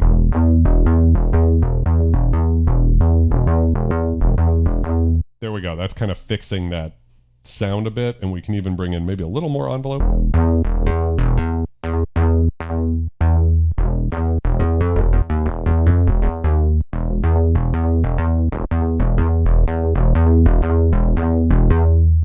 Aux send, and let's get a cool delay in here. And let's go for, what do we want to go for? Backwards echo, probably.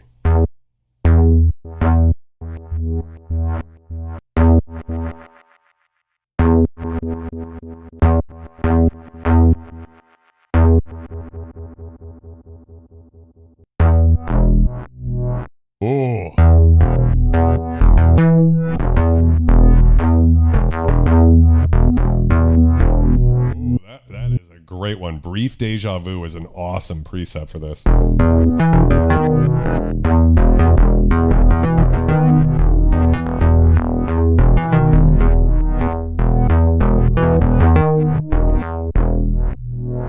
What a cool sound, right?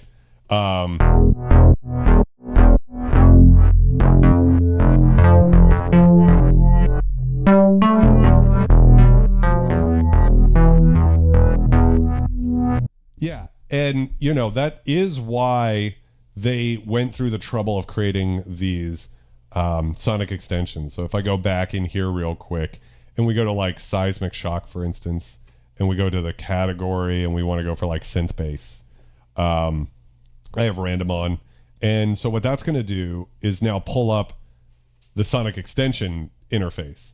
So what this is every single goddamn patch has its own freaking interface. So you can see the what's happening here changes on every one of these.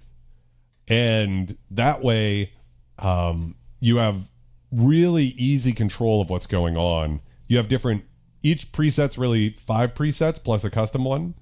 And you have control over the effects. You can't see that behind the synth. Control over the effects over here. And so, you know, just in one preset.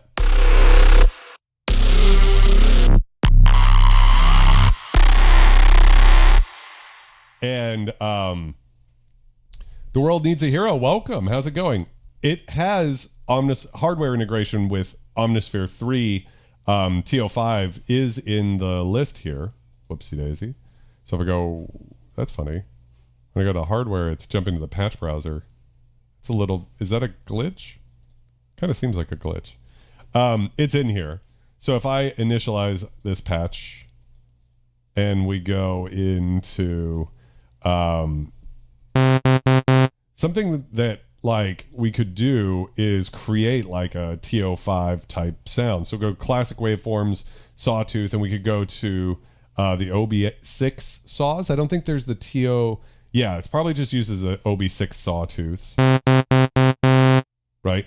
And let me just go into my multi and see my part level's a little high here.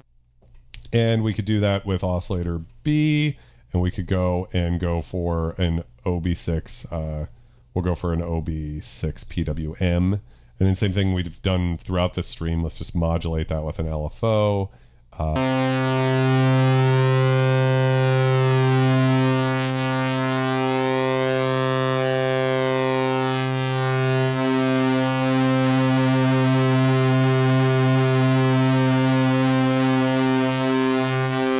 So we have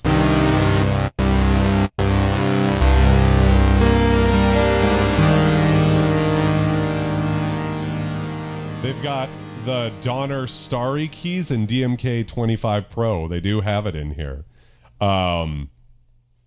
So that's pretty crazy. And so then we can go into the filter and we can actually, if we look in here, we have under specialty, the state variable OB filter. So this is the same filter that you would have in the TO5 model, I'm assuming.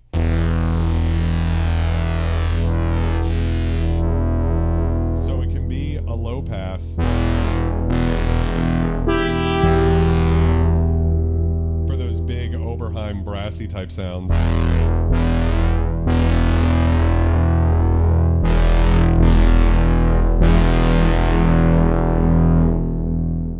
Or we could change the variant. And by the way, I could also like change this, modulate this MIDI CC learn it with the slider here. And so we could morph here.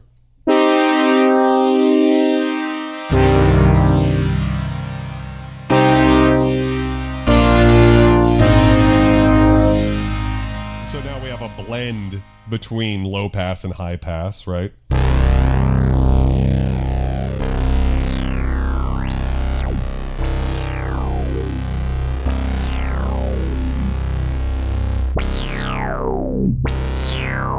God, that throaty Oberheim, it sounds so good.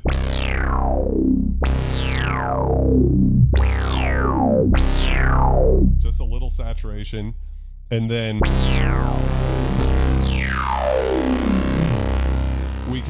we have that smooth control. So if I just go in here and I go,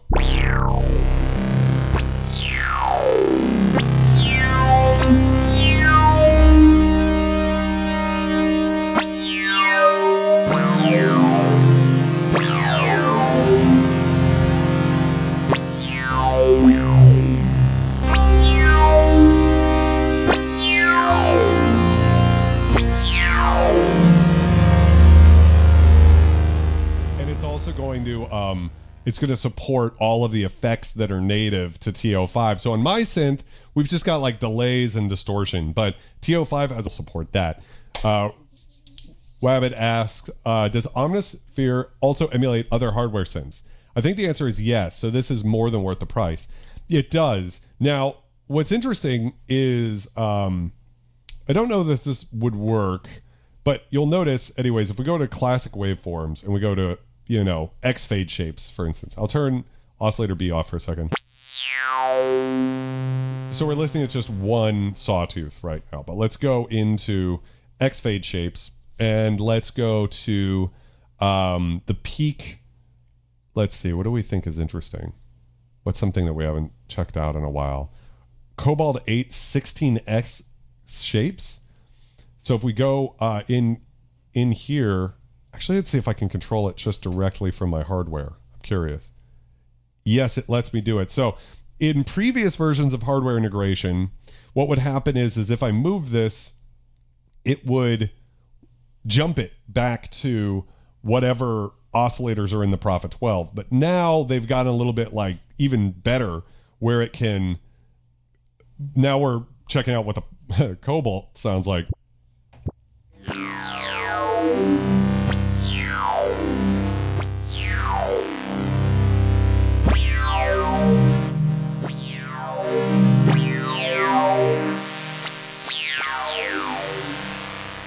All the way through like a narrow pulse. What are some other examples? Let's go check out the peak dirty 5X shapes. Let's see what that does. So I'm gonna just turn the filter off for a second here. So this is like what would be in the peak or summit models.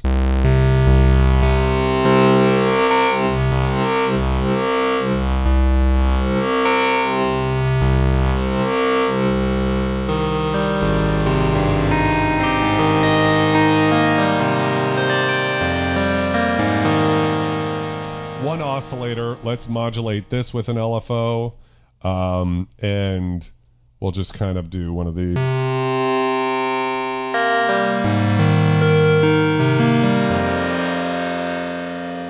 One oscillator is all you need, right? Turn the filter back on.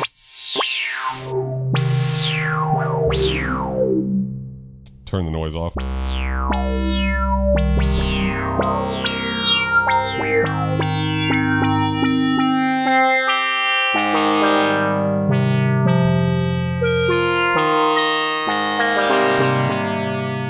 So we're in kind of peak land now, you know. It's like we've entered that sort of territory, and we just put a little magnetic echo on there, and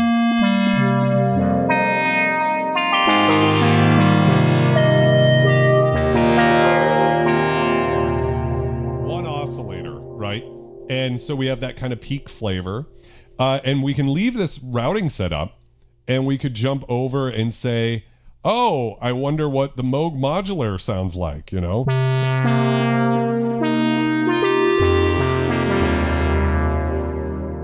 We could go to digital wavetables and go into like these sweepers and microwave partials. I'm assuming that's borrowed from the Waldorf microwave.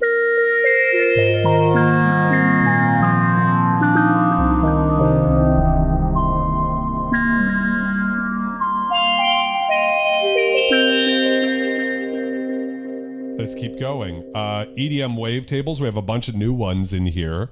We probably should have done that before, but let's go to like diffracted, whatever that means, you know?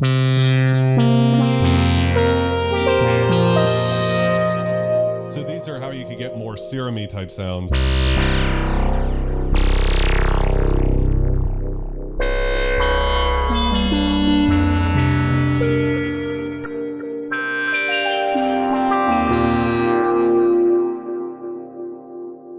But back to your question about like emulating synths, we could even use, let's go back to X-Fade shapes. I really like these because you get a lot of, when you're modulating, you get a lot of movement. Let's go with the JX3P, or let's go JP 8000.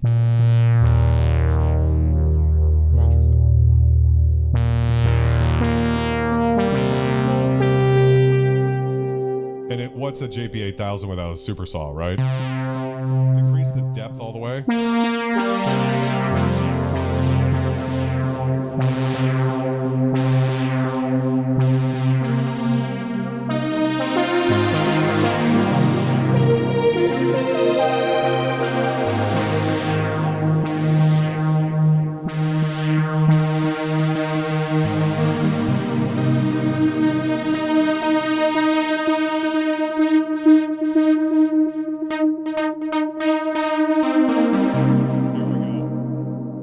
And we're talking about some trance, right?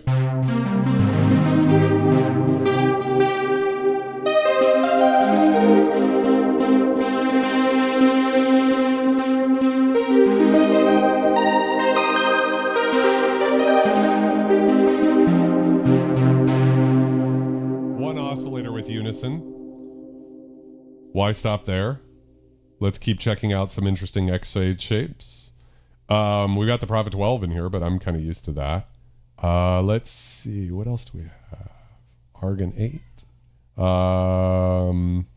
The Take 5 is in here, so you can expect TO5 to probably happen.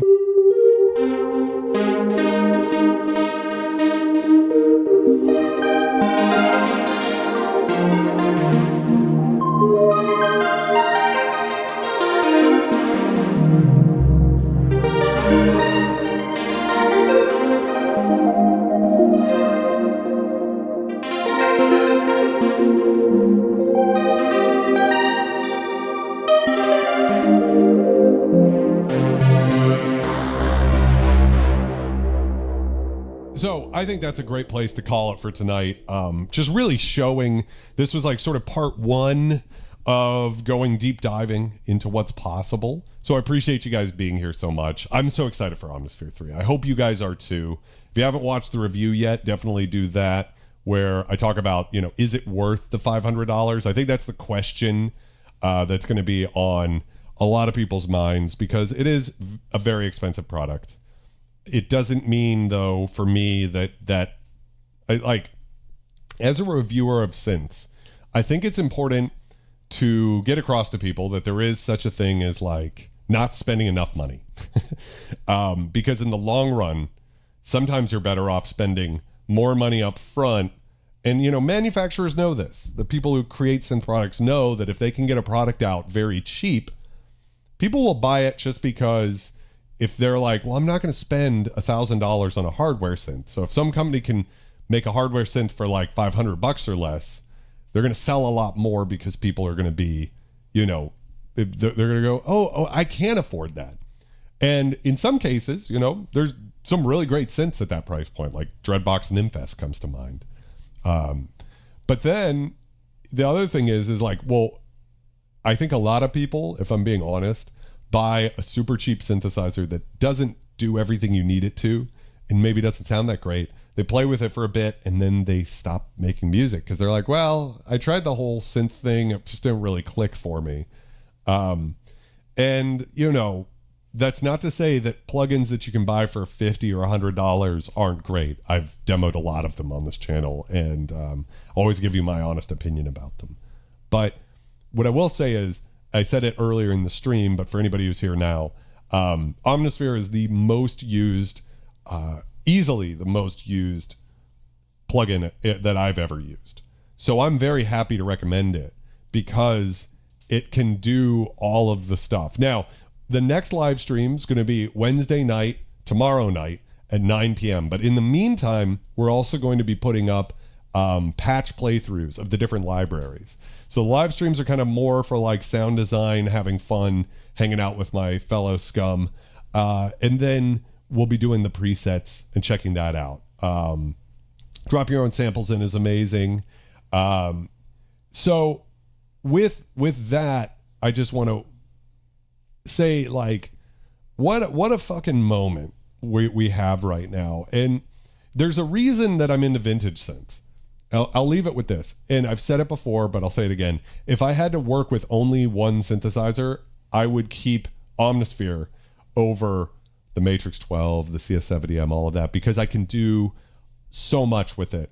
And it's different than, like, I think what people think of with, and it's why we have the Starscream test in the legendary synthesizer test. People are like, they associate Omnisphere almost like with a JV1080, which the design philosophy of that Rompler back in the 90s was, why don't we make a box that can kind of play back everything so you can do everything with like one piece of gear. And it didn't do any of the analog synth sounds and or orchestral stuff particularly well by our modern standards, but it just gave you like quantity over quality. And I think the hard thing to try to get across as a reviewer about Omnisphere is it's got such quantity of stuff in it, but it's all so high quality. So I think that's yeah, Omnosphere is very much, Tom, a continuation of that 90s Roland, but now definitely with hardware integration and everything that they've added to make it sound more analog too. I think they're really trying to go in that direction as well. So that seems like a good place to call it for tonight. Continue to be excellent, guys. And I will see you tomorrow night at 9 p.m. Cheers.